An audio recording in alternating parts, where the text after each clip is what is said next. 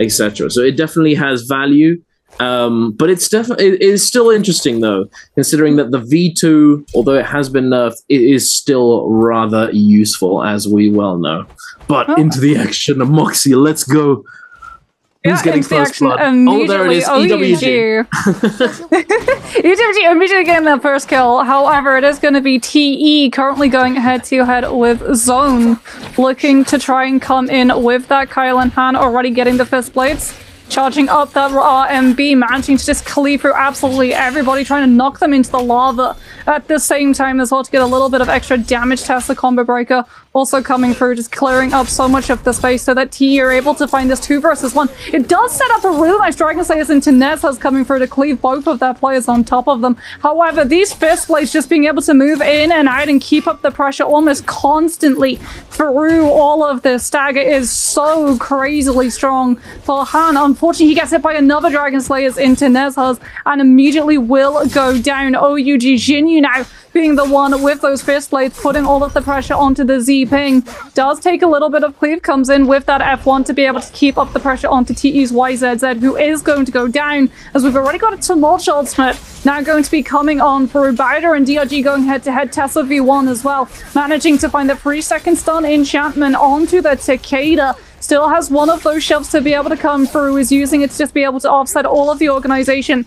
that Bowder wants, plastering them against the rock, setting up the follow-up, and that is going to be a clean sweep for DRG, showcasing why Sand Siphon is still one of the strongest compositions in the meta.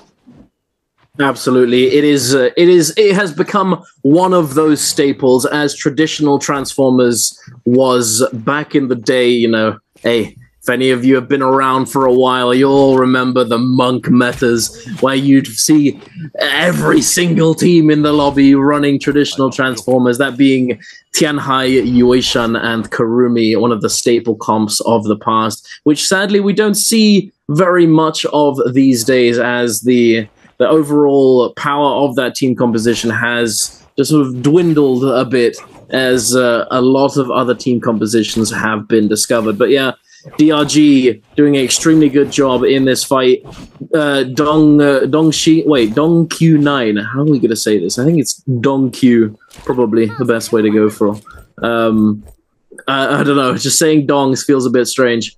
Dongq definitely doing work with that Takeda ultimate and those dual halberds. As my good friend Spoon always says, if you find dual halberds off spawn, you just kill everything, as these weapons are extremely good off spawn. It's very hard to catch you, and it makes it much easier to catch other players. But we do have an engagement here, DRG and FPX. We'd seen FPX lurking on the outside, biding their time, preparing to jump in at a moment's notice. It looks as though they have prepared a Moonbane for themselves as well to try and take down this team. It looks as though they managed to take down one. WX98 has been taken down. The Karumi ultimate, unfortunately, just was not enough to keep them alive in this situation, with the Moonbane on top of all of those abilities as well. It is just simply too much, unfortunately.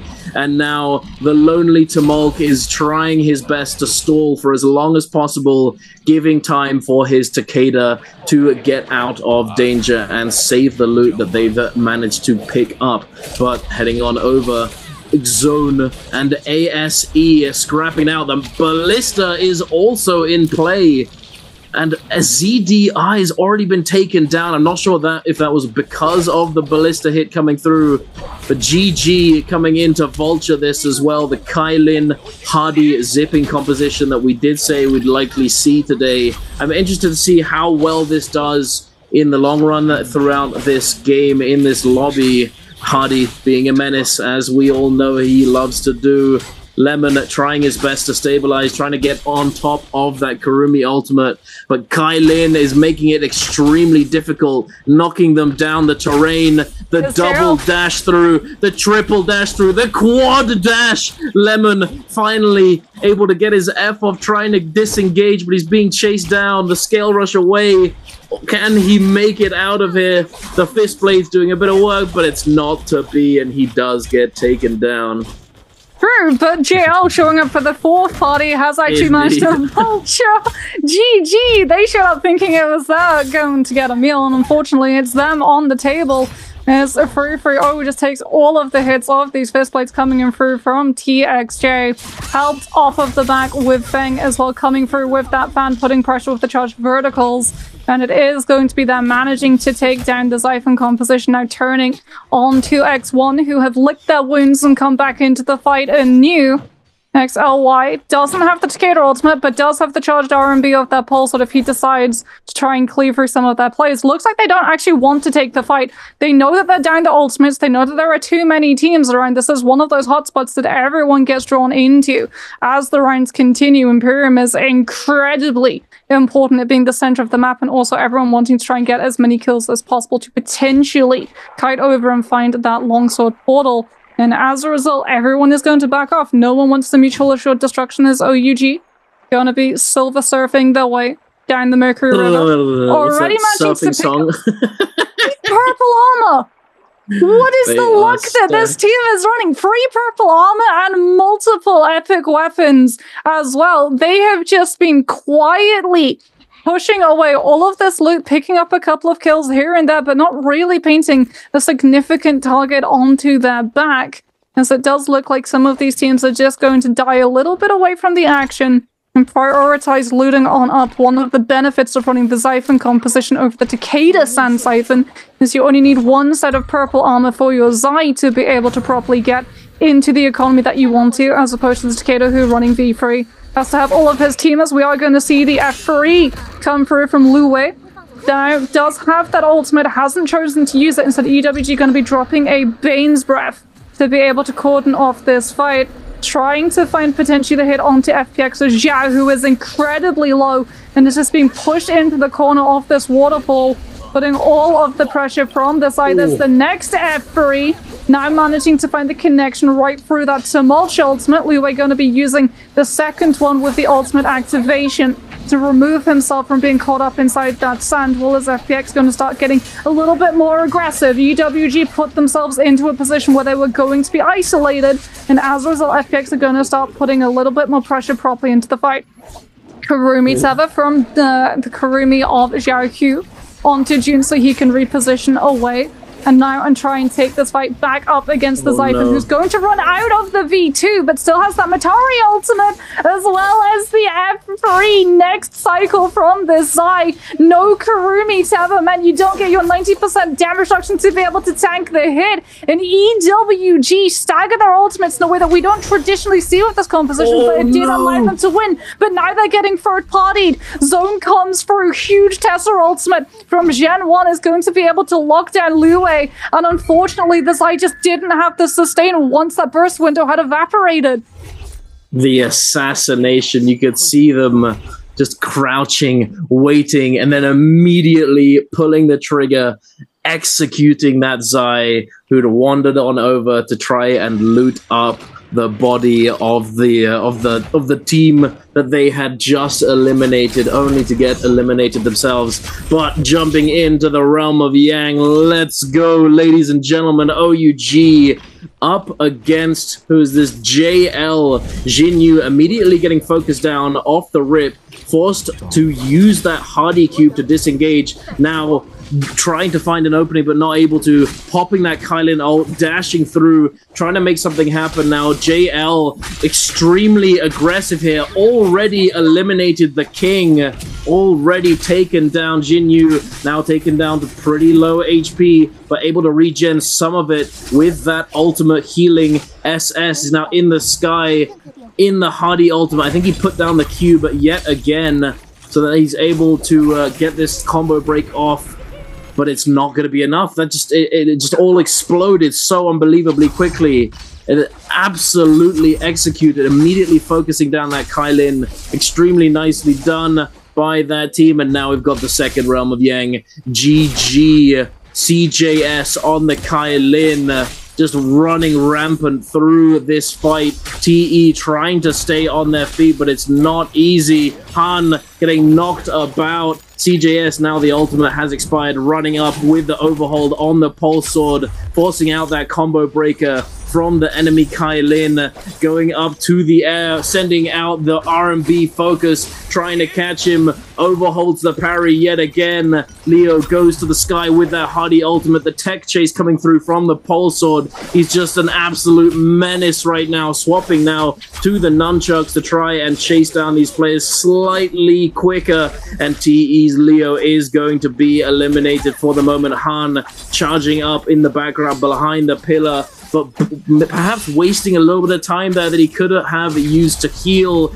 Now jumping in, CJS does get taken pretty low, but it's not going to be enough to kill as he immediately gets topped up by the zipping CJS with a beautiful parry off of the stone form dodge from the pole sword. And there it is, ladies and gentlemen. GG are going to take their Realm of Yang win as well. JDG, it appears, has likely picked up their buff from a Spirit Well. However, the timing is a little bit similar. No, there it is. Yeah, I was gonna say it is likely a Spirit Well, likely wasn't picked up in a Realm of Yang. 3 Vermilion Birds Mites, 3 Yang depletion teams. JDG on the prowl with the White Tigers prowess. Here we are, ASE jumping in immediately, getting value out of their buff, taking down a Balda's Yu. Unfortunately, caught out in the open, a lonely Wu Chen without his ultimate is easy pickings for a team that's 3-man strong. OUG are going to be looking for that Yang depletion cleanse with the Soul Blooms, and they may have found a team to fight. Yeah, there is TE. The problem is all of these teams are incredibly hard to pin down. Just as we talked about having a lot of mobility for the early fights, that's also going to carry through into the ability to disengage inside these fights. With Yang depletion, TE going to be feeling the situation out before they decide to full commit. OUG, no reservations. They need to take a fight before another team can come through and potentially third party. And there's going to be an all-in immediately as Jinyu tries to find the lockdown. TE's Han managing to clear up some space for his team. Unfortunately, already having to reposition with the help of the Hardy to kite away from the fight, drop back down, come in with those dual blades and potentially put up some pressure. Hasn't popped either the F1. Now he's going to use it for that combo break, as well as coming through with that V2 ultimate. Out onto the sidelines of the fight he goes, looking to try and crash through as many of them as he possibly can. Gets a little bit of that zip sustain to be able to set up another time, putting all of the pressure onto OUG Jinyu so that he can't crash out on the rest of TE's players, giving YZZ and Leo an opportunity to be able to get a little bit of self-heal going before they come back into the fight. Han incredibly low, loses almost all of his health, is still getting hit by all of the OUG Jinyu's V1, but he gets a really good bit of sustain from his Z-Ping, will be able to live, as well as getting that Hardy to kite him out of the fight. OUG's SS now had withheld his ultimate, comes in with the late V1 and cleaves through every single one of these players on the low ground. They're managing to find the lockdown. TE's Han is going to go down. Now utilizes the glider to be able to keep the chase going onto TE's Leo, who runs into the zone trying to disengage, but OUG are under that same level of pressure. They have Yang depletion just like TE. They need to win this fight, and as a result, they are not letting any of these players leave their line of sight. Leo will fall, and OUG will be able to come through on top. Lovely late ultimate from SS to be able to tie that one up with a bow as we head over and look at JL potentially going head-to-head with, I believe that is Zone, going to be below them. VVV with the legendary spear already going to be setting up and doing so much potential damage when his ultimate starts to pop on offers. Off camera, ASE's Lemon will be able to take down DRG's Kakaishi. We'll probably get to see a little bit of that fight closing up in a matter of moments, as everybody is now going to be starting to position over towards the next iteration of those Realm of Yangs, and it is going to be a huge scrap over towards that one in the east. JDG, S1, and GG all going to be heading over there, as well as EWG. ASE and JL going to be fighting over the one left in the north. As a result, VVV with the cannon putting a little bit of pressure onto ASE before they can go through that portal.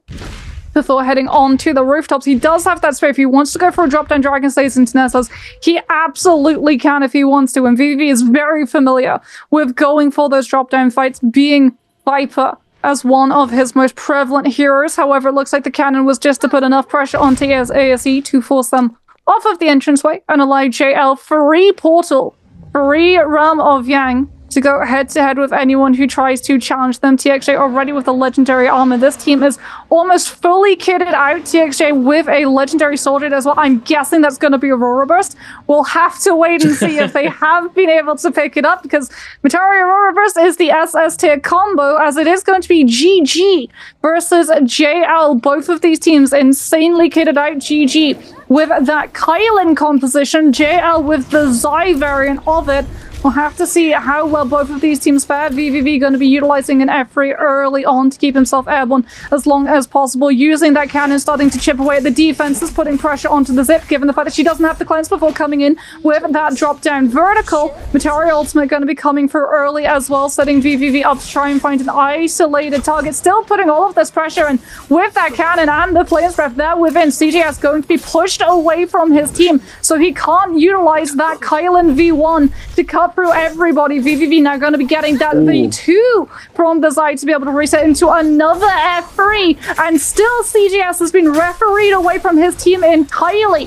VVV now trying to come through, cleave through everybody, does get pressured out by the Kylan V1, just pushing the Zaya away from getting that Kurumi armor circle to keep themselves supplied and stocked up in this fight. No cleave, no fire tick, no pressure on the rest of GG's team. VVV is not allowed in this fight at all if this Kylan has anything to say about it, and it's another F3 to reposition into the F for the cannon, but he gets tracked down. LXM with a huge hardy triple charge of the V1, managing to keep an eye on where the Zai was coming from. However, it is going to be LXM now versus TXJ, VVV, and One Feng. All of these players up and alive since the Kurumi was not brought down. The tether came out onto the Zai, and everything that GG did is absolutely pointless, Dunk, because Kurumi just says no.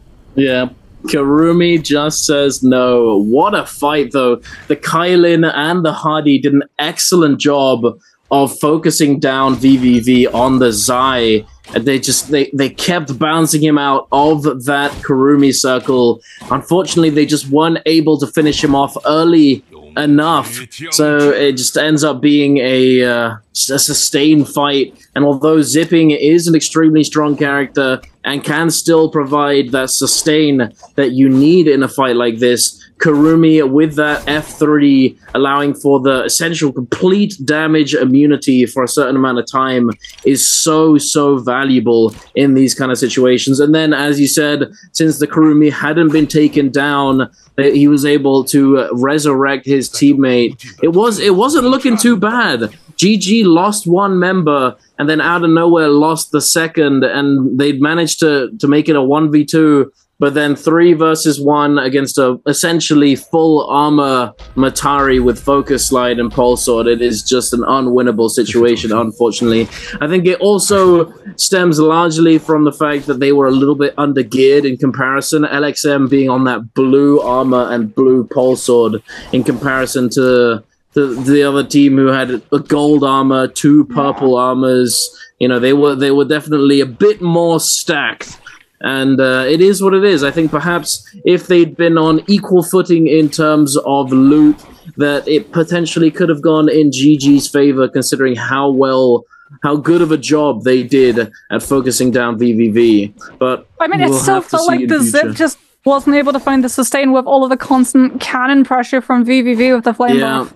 And they just got focused down by the Matari. The Matari just an absolute menace, extremely hard to deal with as a Zipping. Once your F is forced out, you don't have that extra dodge. Your ult as well, considering that you're running the V1, only giving that, it gives the amped healing, the increased healing boost. However, it's not going to save you. It's the healing still sometimes takes isn't enough. Heal reduction from fire tick effect. Exactly, the fire just it negates a lot of that sustain. But we're back into the action with GG looking to cleanse this Yang depletion, immediately engaging onto Bowder, but Run with that Viper ultimate able to secure the stun onto 2 players. It looks as though LXM might be in a little bit of trouble, but no, manages to make it out. And then the Wu Chen port going to be coming in clutch as well for Bowder, leaving JL to focus down GG. A very unfortunate situation for GG. However, they haven't been, they're not down for the count just yet. They did have the Hardy Cube available. However, it looks as though 3-3-0 is going to be the sacrificial lamb in this scenario. BVV, One Feng, and TXJ immediately taking it upon themselves to hunt this player down and eliminate him, separating him from his team. Unfortunately now, GG is only 2-man strong, and it's not looking good as they are running into a couple other teams, ASE being one of them, or at least one member of ASE, as I think the Zai on this team is dead, and then the Karumi has also been taken down. They managed to cleanse one Yang depletion. CJS does get that Yang depletion cleansed. Not sure about LXM. I'm not sure if he's managed to do the same thing. No, he hasn't, no. For the record, chat, if you're watching at home, if you're ever unsure if a player has Yang depletion or not, if you have a look, we can't see now because LXM just died, but on the left, on the little, on the leaderboard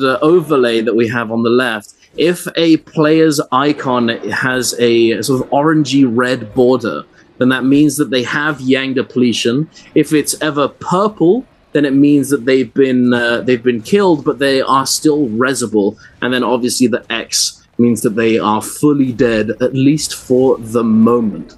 GG having one member still alive. I feel like this is the character that you'd want to still be alive as well. Kylin, as we've seen a few times now in recent tournaments, if he manages to survive till the very, very end, he can be an absolute menace in that heal-off scenario, as he does have that essentially complete damage immunity for 4 seconds once he reaches that 400 health HP threshold. You know, you just can't kill him, and he becomes so annoying to deal with in that situation. It's the knock as well, like the fact that he can knock people into the corruption tick, as well as having the combo break on his F1 for extra survivability. And you can see that, I was going to say, GG did try and prioritize making sure that he lived, but it's going to be a little bit hard to do that as we have the spirit. Wait, no, CJS just died in the zone. Yeah, that's what I'm saying. It's going to be a little bit hard to do that because he just died to the zone. What? So it is going to be the Spirit Wall coming on through. It does pop almost immediately. However, Tessa was able to throw in an ultimate and catch X1's XLY, who does get the Karumi Sava for that healing as well as damage reduction so that he can reposition and start to try and stabilize, as everyone in the area saw that the Takeda did go low and is continuing to now put pressure, not just onto the Takeda, but onto the Karumi as well, to try and force that teleport so that the Teva snaps, and those 90% seconds can start to tick down, but the Takeda is going to be targetable again. However, OUG and JDG and EWG all not really wanting to take a fight at the moment. Everyone just very much pressuring the other team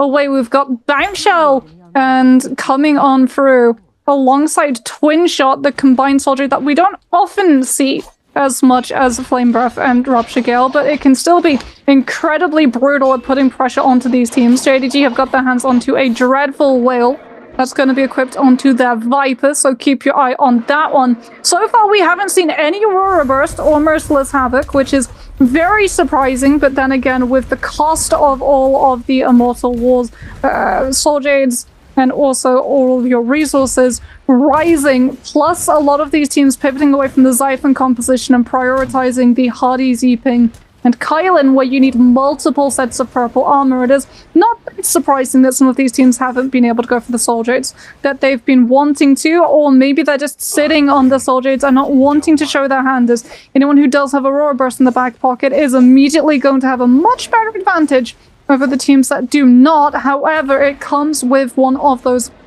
little bits of asterisks where you don't want to reveal that you have it too soon, as that silence can be absolutely devastating, but only if you're not expecting it. As OUG going to be keeping up the pressure, wanting to hold themselves onto the high ground trail, as a result going to be chased away somewhat temporarily, it seems. However, as the Karumi is still going to be nosing around that position, exchanging a little bit of pressure. Both of these teams trying to keep the fight going as much as possible to start shredding for these resources. JL have identified that OUG are running the Z-Ping, not the Kurumi variant, and as a result, that fire tick is going to be oh so much more devastating.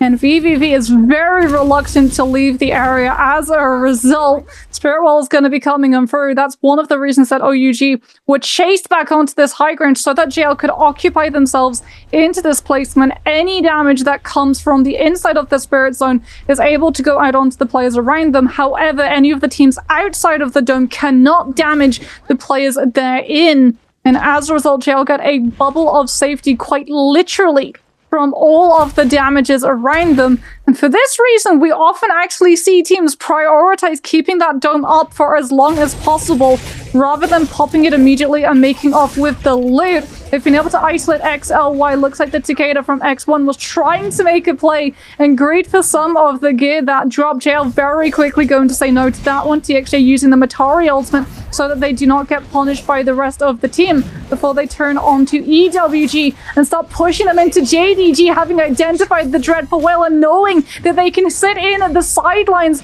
with that Zai V2 and push all of these players into forcing out so many ultimates.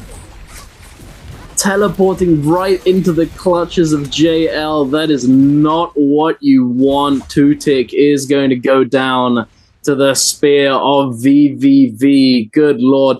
I'm not gonna lie. I feel like if you're letting JL get this Spirit Well, get this buff, you're kind of not playing to win, big dogs. You're just it's a little sus G, in my opinion. You can't be letting this go for free. The amount of value that you get from these buffs is absurd. Not only does the Mystic Might is of course extremely valuable, extremely useful, because it gives you full knowledge of where everybody in the vicinity is. It gives you that sort of that bell buff, the UAV buff, as some people call it. But White Tiger's prowess, if that's the buff that you're gonna get from the Spirit Well, that's even more devastating in this kind of area, as the AoE of that White Tiger's prowess blast when you get a kill. So with this buff, you get an elimination, it sends out a shockwave in a certain radius that does damage directly to health bars, not to armor, to health. In a zone like this, where heal off is a huge priority, staying alive is so important, it devastates the entire lobby. But nonetheless, Mystic Might is still going to be extremely valuable for them, as they also get all that loot.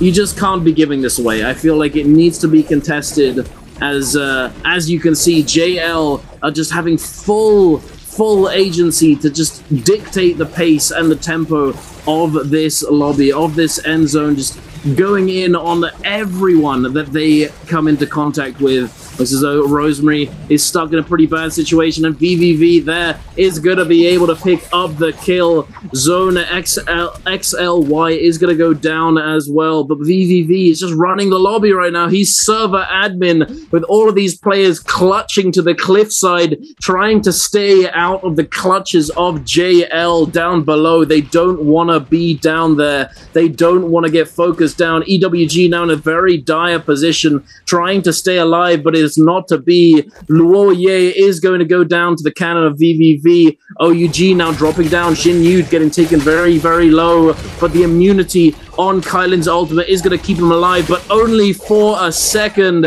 as TXJ is going to come dashing through with that Mataria and immediately take him down the moment that immortality ends. The King now sending that R&B on the fist blade. He's going to get parried. One Fang going to pick up the kill. EWG still alive and kicking, still has one member. I think that's a Kurumi who's trying to get the tether onto one of their teammates so they can get the resurrection. JDG now teleporting again into the clutches of JL. Kiki is going to go down to the bonk. Zwan did get resurrected, however, extremely low HP and have immediately been spotted out now. The Zai fire wave is going to come through. It goes through terrain, ladies and gentlemen. OUGSS, the last man standing on the Hardy, trying his best to stay airborne, trying to stay out of harm's way as long as possible, but it is not an easy task, especially as the fire damage did come through, and he is going to get eliminated regardless. JL, what a game to start it off, ladies and gentlemen. Funny bomb. And to be able to take initiation rather than having to play reactive. That being said, VVV is a very influential player, so it's going to be interesting to see whether or not other teams start taking his lead and leaning towards the F2 over the F1. OUG going to be starting out over towards Jin's Armory, going to be finding a fight almost immediately against both TE and JD. Jihan waiting for the 40-year-old to move through before coming on in with that longsword, looking to put pressure onto JDG. Already going incredible, doesn't have any armor, gets the Kurumi Tether, which is going to break immediately so the Kurumi can come into the fight and help out herself. Unfortunately, that means that the 4 seconds of 90% damage reduction wear out, and as a result, hand goes down almost immediately to Kiki coming in with those fist blades, and TE getting a little bit too over-eager to get the Kurumi into the action, just mistime it. Unfortunate for them. There was a big parry as well coming through, but it wasn't enough to keep them on their feet. ASE Ace now up against GG. Corky has already been taken down. However, CJS also is down for the count, and I think the call has been made for both of these teams to resurrect and come back and try to fight this out. However, Lemon is managing to get this Dragon Slayer into Nezars, forcing 3-3-0 out of the Kurumi circle and taking him down. It looks as though EWG is on the prowl. A pair of purple fist blades for this Viper for Zwan is going to be devastating damage if they are able to get the confirmation hits through. The Tumulk ult being utilized to try and buy a little bit of time. LXM sending out the aggressive RMB on the Greatsword, just immediately getting parried. One of those attacks that if you're a little bit too oogly with, you do just get immediately punished for, as the second half of that swing is a little slow and rather readable. However, look at that. Wait, FPX. I'm not sure if they must have. It looks as though they landed on Salvation Podium and have managed to pick up golden fist blades. Now immediately gone over to the south, the very south of the map, to this money spot, as a lot of people call it, as you're able to pick up a lot of Darktide coins to find themselves JDG looting up. Although they haven't died and resurrected here, they just happen to be here. This is a pretty decent fight for JDG, as if they're able to come out on top, it will be very, very good for them. Getting themselves some golden fist blades would be very nice this early on. It looks as though they might be able to do so. The Moonbane has been committed, a very useful resource early on, as we all well know. Jing stuck in the sand wall, though. The double release coming out from the fan, and FPX are turning it on its head. 2-tick now. Looks as though he parried the golden fist blades off of Junks. And unfortunately, he's not going to be able to get them back. Bowder looks as though they have died and resurrected close by, spotting out this Moonbane, and are now immediately rotated over to it. As Moonbanes, although they're extremely useful for the team using it, they do somewhat act as a dinner bell to everybody on the map. Oh, there's a Moonbane. Let's go, boys. Let's get down there. But JL. Gonna be that Kylan V2 coming on out. VVV just putting all of this pressure onto Xuan, who's not getting to do anything. Viper Ultimate now comes on for V1, not V3. Everyone from jail, as a result, going to be breaking LOS around that pillar before starting up the fight once more. As VVV with those extra dashes is going to be able to take down one, forcing that Wuchen teleport reposition almost immediately, but it's so close because of the nerfs to that distance, and as a result, they're not able to get the Viper up in time. Lue is able to find one heal, but Cookie has to stay behind, utilizing the shield coming in through from that Wuchen to get an extra little bit of stabilization, putting himself onto the top of the cliff. just trying to keep the attention as long as he possibly can for Lue to be able to get out and fully recover as Cookie is about to go down. He's an absolute sliver of health. JL are going to keep up the chase, but the Wuchen's going to run them further away from his Tessa. And that is going to be JL walking away 5 kills now to their namers, OUG and X1, who are now the Barons of the legendary Fistblades. Very much past the parcel with this weapon in particular, going to be coming on through with that Viper V1, 5 seconds of stun. Who's it going to be? SS is going to immediately get CC'd. The King now gets pushed onto Tumult Ultimate, comes out trying to just buy the Kurumi the opportunity to live a little bit longer, and it does enough. The King is able to absolutely shred with those fist blades. Blue rarity, but still just doing so much damage. And as a result, it is just full reposition coming in through from X1 before one of their players can come down. Wuchen teleport, invested Tessa, combo breaker also now utilized to push in you further away, trying to close up the distance with those fist blades. Going to be pushed further away as it's going to be the Wuchen blades to get a little bit of the shielding back. Xinyu coming in with the jump horizontals, keeping up the pressure. XDI unfortunately going to go down. XLY now on the back foot. Takeda Fury and Shov's going to be holding him in position, not allowing the disengage so that the fan can come through with the follow-up. And that is OUG now just having to figure out where LYD's run off to.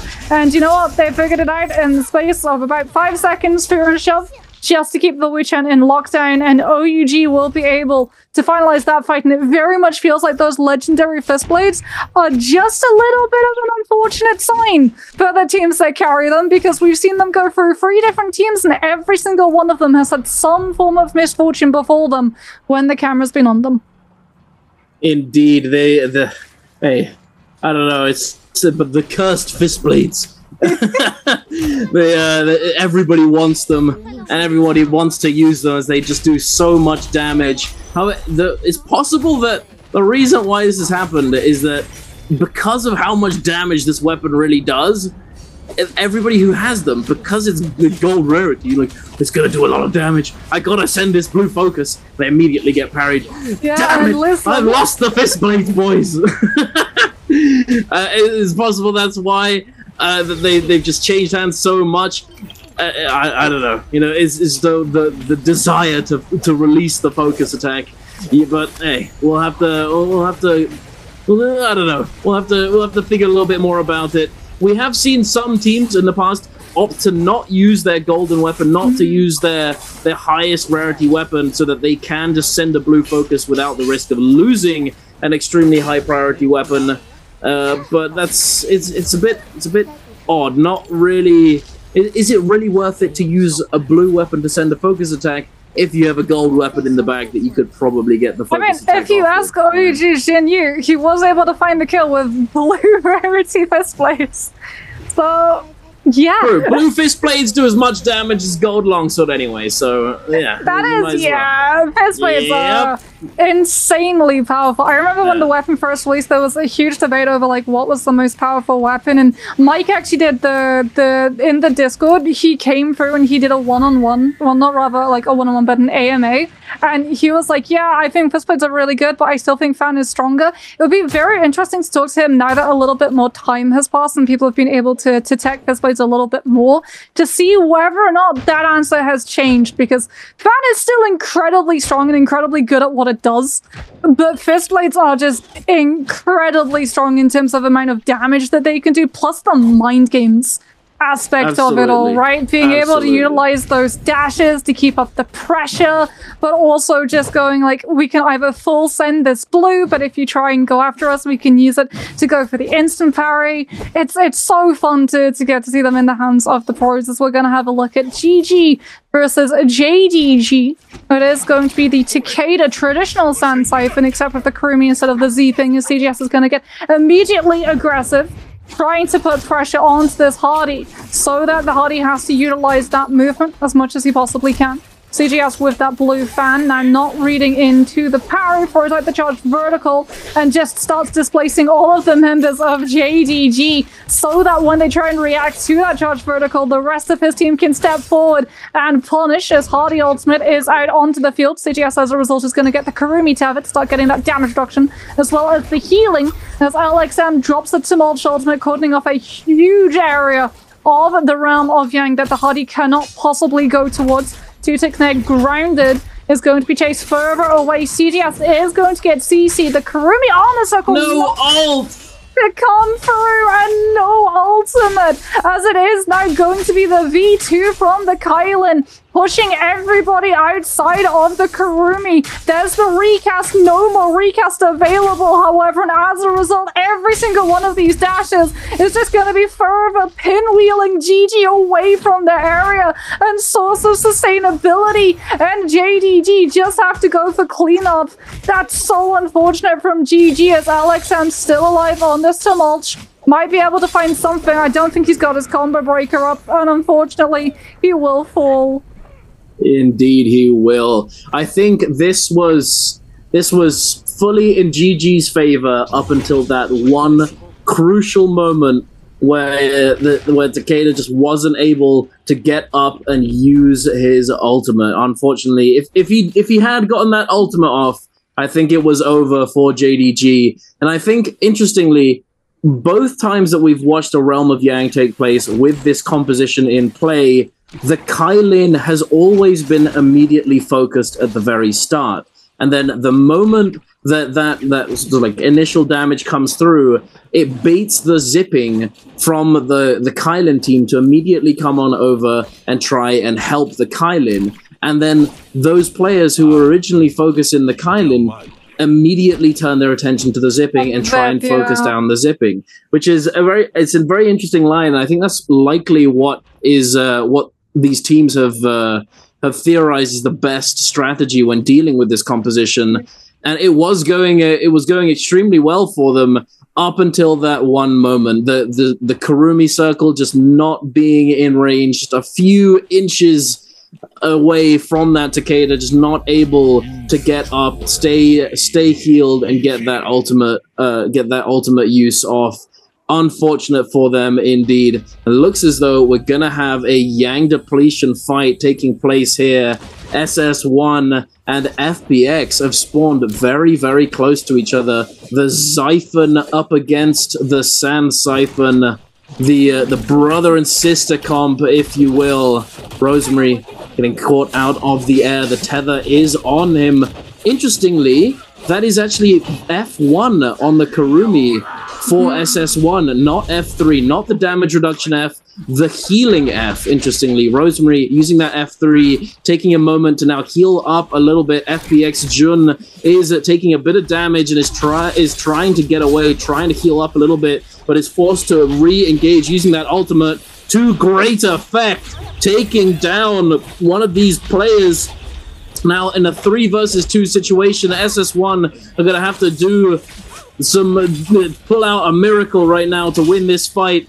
This Kurumi, oh, the parry comes through, but I'm not sure if it's going to be enough. The heal does come through from the F1, trying to stabilize, trying to disengage, trying not to get focused down, but it's not an easy task. They managed to buy a little bit of time, but it's not enough, and FPX are going to cleanse their Yang depletion, eliminating SS1. And in the while this was all going down, EWG also has been fully eliminated on top of Bowder, who I think was fully eliminated.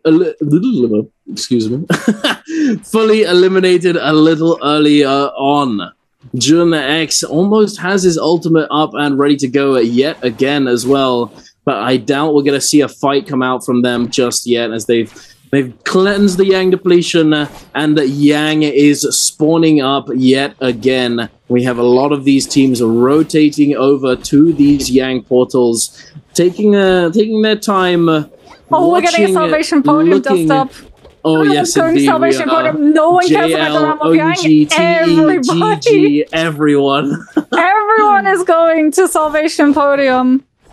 It feels like GG are going to be prioritizing the Spirit Well instead.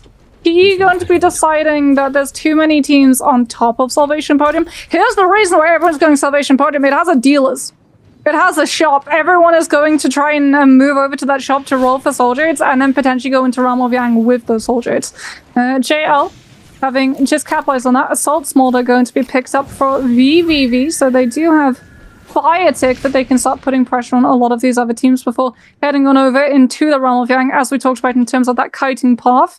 This is a fully stacked squad. Oh my goodness, they've already got 3 legendary soldiers, legendary dual halberds as well. Like, this is insanely good, and you can see that they're prioritizing all of this just brunt damage onto VVV, given the fact that his Zeeping is actually missing a Soul Shade slot. They've prioritized stacking their Kylan with as much damage as possible.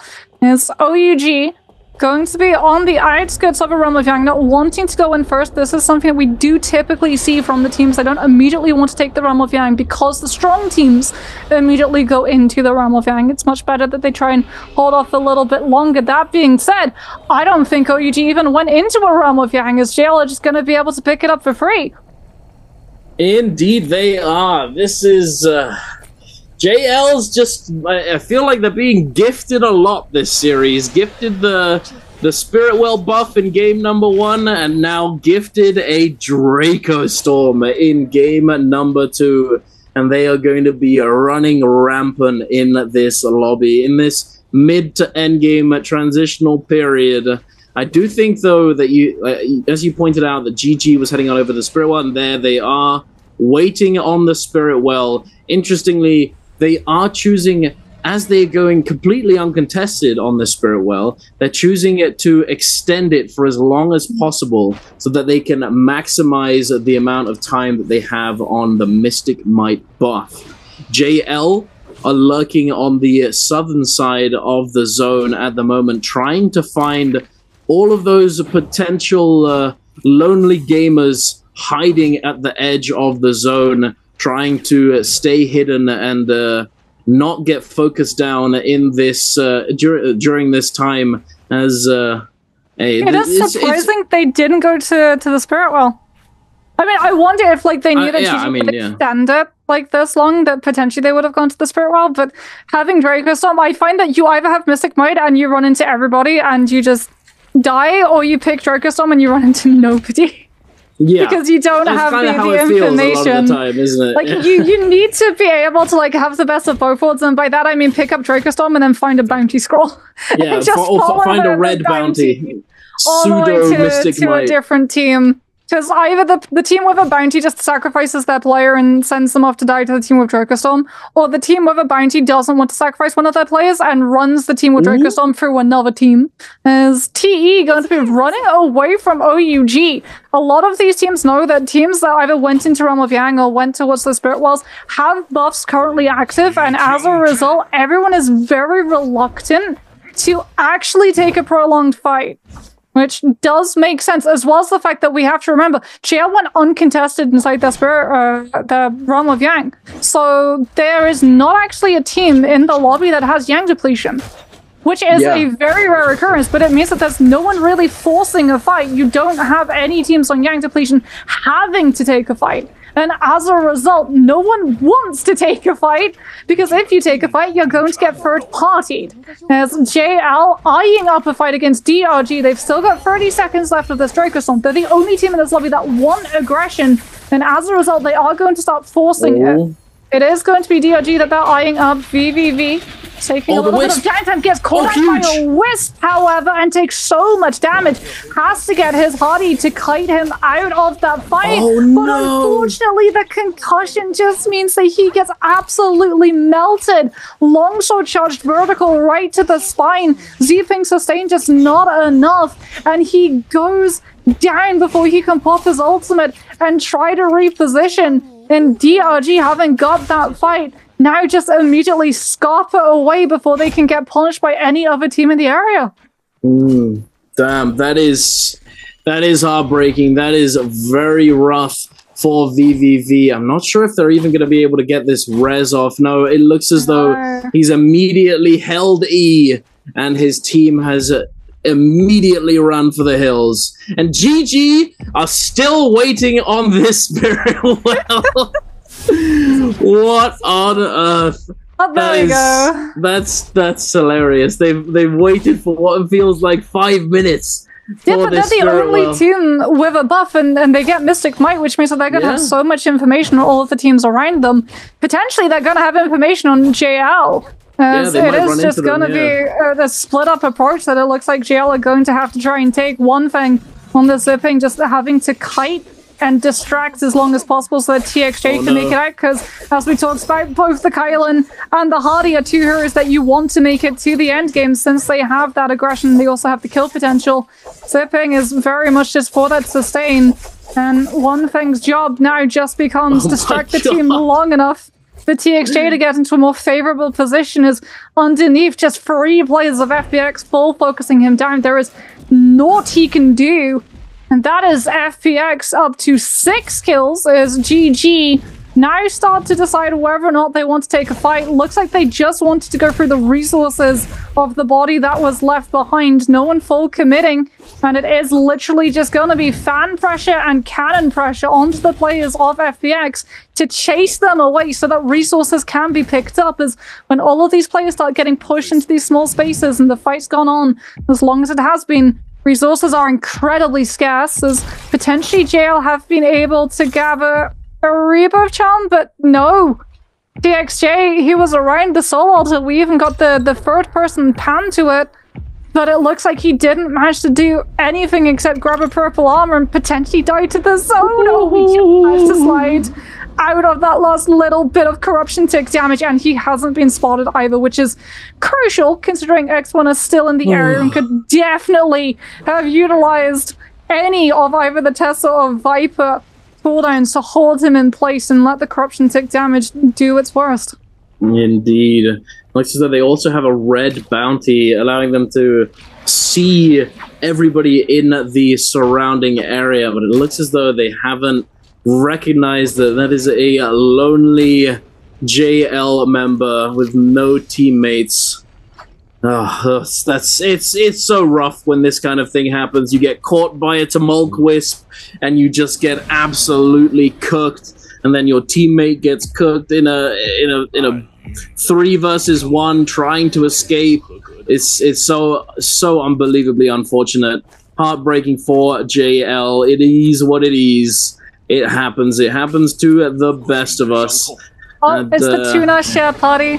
Everyone's packing their tuna sandwiches. Optimal as all hell. Swapping the tuna between your teammates so that you can all get the buff. Looks as though X1 is not happy about it. They're like, stop there. They immediately head off in the other direction. I think perhaps they. Oh, GG's on another spirit well. The gold armor. Oh, GG! I don't think you're gonna be able to stall this one out though. It's probably not gonna. They're probably not gonna be able to do that. They're gonna have to pick this one as soon as possible. But look at that! VVV has actually been rezzed by a rebirth charm. They've picked him up. They've got him back in the game. It's not over just yet. The GG, getting full committed on. The Tumulk is going to come through. They do manage to get the Spirit Well, but I don't think they got the armors from it, or they didn't get all that much loot. The Kylan made off with it, I'm pretty sure. Yoink. That is unfortunate. But I mean, for GG, it is definitely, it's not the best of the situation that could have happened. However, they were actually dueling TE for contesting the Spirit Well, and TE have their hands on Merciless Havoc. So the fact that they made it out with all of their players alive, I would say is definitely a plus sign. As we can see the Soul Jade setup coming through from DRG, no legendary Soul Jade for Kakaichi. So it has been 2 games and we are yet to see a single showing of Aurora Burst. Just like we are yet to see a single showing of the Farrier, which is incredibly interesting. Like you said, that is very much when we watched Koi Cup, every single team that MVP'd for like 5 out of 6 of the games had Aurora Burst in the back pocket. So you can see how influential Soul Jade it is with that silence effect, as well as just the sheer amount of distance and AoE that it can cover. Alongside that Metari ability to just teleport into place, full charge it up and drop it on your doorstep, as JL's TXJ going to be removing themselves from the situation. just positioning right next to, as you talked about, VVV, who has been res back up. They do not have their Z-Ping, but they do have the Hardy, they do have that Kylan. That is a lot of space pressure coming in through, as GG gonna just be making sure that no one is able to collapse on top of them. Bane's Breath, no one's dropped this. This is just the automatically generated one that randomly applies to an aspect of the map that is still available, and as a result, no one really wanting to make the first move while it's active. Everyone just very much swapping over to the cannons and starting to pressure all of the resources from the teams around them. Ballista could also potentially come into play, and as a result, no one's really wanting to go out into the open. Everyone trying to hug the blind side of it. As we can see, I believe that was X1 who threw out the Tesla ultimate. Yeah, I think so. And managed to catch GG just so that they didn't try and get a little bit aggressive when the reposition and Bane's Breath eventually abated. Indeed, but look at this. 26 players alive, and there's less than 5 minutes on the clock. The Spirit Well now spawning on in, FPX taking it upon themselves to immediately go over to it and try and lock it down for themselves. And seemingly going uncontested for the moment. FPX now committing that to Mulk ultimate, try and secure it. Kurumi ultimate coming through, the Takeda ultimate as well. And the reason why they're able to do all of this is simply because they get all of those ultimates back the moment that the Spirit Well pops. And not only that, but they're gonna get their hands on the White Tiger's prowess and now look to try and force fights throughout the entire lobby. Jun going position 1, trying to engage. Does find a Hardy. TXJ on his own for the moment, immediately getting full rushed down. And there it is, Xiaohu able to pick up the kill with a quick musket shot as he falls to the ground. Very nicely done. Ace now trying desperately to scramble away, not looking for the smoke. They don't want to get engaged on by this team. OUG, it looks as though they are on the other side of the zone, sitting pretty, waiting, biding their time. Ace still alive, managed to find a moment to breathe. They do have 2 blue armors though, and they could find themselves being the target of a lot of these teams. DRG grappling sky high. They do have a lot of trees to work with as well. This is possibly TXJ. the one time. Wait, did they? Yeah, JL lost TXJ. He's dead. Well, he was dead, but did he? Yeah, portrait crossed out. He just went out. Yeah, that is really unfortunate. Now it's just up to VVV on Kylan. I don't think he would have been able to find the rest. I think it was just a case of trying cut your players and hope that 1 out of 2 of them will be able to survive when FPX started to get aggressive and push everyone into just positioning away from that team. JL, unfortunately, going to have to be a little bit quieter, but JDG also being very quiet at the moment, waiting for FPX's run of terror to run out. They're on double digits. FPX 3 kills behind, being able to tie with the current lobby lead. Here's JDG, and another reason why they're being incredibly quiet is because they have 2 players still in blue armor. They cannot advertise the fact that they have 2 blueberries inside when we're heading towards a final zone. And you can see OUG also having SS playing much more forward and just playing bodyguard for his 2 other players, considering they've also got a couple of blueberries still left. JDG with Kiki having that flame and just putting pressure onto OUG so they can't start to step forward and take advantage of the lack of sustain that is available to this team. FPX now wanting to start getting more aggressive, holding onto this high ground as long as they possibly can. Huge charged R&B on the fist blades, managing to find a gorgeous connection onto the players around them, pushing them into the corruption, take damage. GG having to go for an early Kurumi armor circle onto the low ground so they can put pressure onto JDG, utilizing that cleanse effect of the Kurumi to be able to ignore the flamer presence coming on out from JDG. T also going to be utilizing a Kurumi ultimate as FPX start to get much more passive up onto this high ground. More than happy for everyone around them to burn out of ultimate. The drop down! The massive drop down! Kakaiti coming in with that classic Viper V1 nuke from the high ground. Lobby pauses and for another one! What is that? comes on out from XLY. Exxon also putting the lobby on pause, but there is no kills that comes through except one onto ASE's Lemon, as there just wasn't enough follow-up damage. FPX now deciding to start making their move. Jonah with that Skater ultimate has one more shove left. Zhao also going to be utilizing the Kurumi armor circle to keep everybody sustained. Zhao is still holding onto that Tumult ultimate, waiting for the zone to collapse, to push everyone into those wind walls and sap all of their stamina. GG going incredibly low. Jonah able to go back into his Kurumi, get the tether, get the armor circle, keep all of the pressure up onto the players. 14 still alive. We're about to go into a full heal-off situation. Who's going to be able to come out on top? FPX getting so many kills back to back to back, as Jonah is able to keep all of the pressure so quickly, picking up the soul blooms. Kakaishi, an absolute sliver, is going to go down, and 3-3-0 will be the last team standing for GG, but I don't think he's done enough to pick up MVP. 14 players were alive, Dunk. 14! Twice we saw Viper V1s putting the entire lobby on stop, but it's FPX who put the entire lobby on hold ever since they picked up that Spirit Well. Very much scattered around the map. No surprises, FX and T do land near each other, as GG and DRG going to be heading off into a fight immediately before Secret Tunnel can even come into play. Alex taking an opportunity, manages to grab a longsword to be able to come through with those airstrikes that you were talking about. That player in the support role able to just keep up the pressure even on the sidelines, sending on through. Kakaishi's going to be taking so much damage as a result, especially since I believe his Tesla was able to get some halberds, managing as well to pick up enough damage and rage as a Firefly too to come through with that first iteration of the Tesla ultimate, managing to grab that 3-second enchantment stun window long enough for LXM and he to be able to just shred through the health bar of DRG. One of the advantages of Tessa being that she does not need full ultimate charge to cast that ultimate out, as opposed to some of these other heroes like that Zai, as it is going to be OUG now going head-to-head against ASE. Corki getting hit up into the air by that dagger, not getting hit into with the following Matari thrust though, as Jinny now comes up with the charged LMB, looking to put pressure.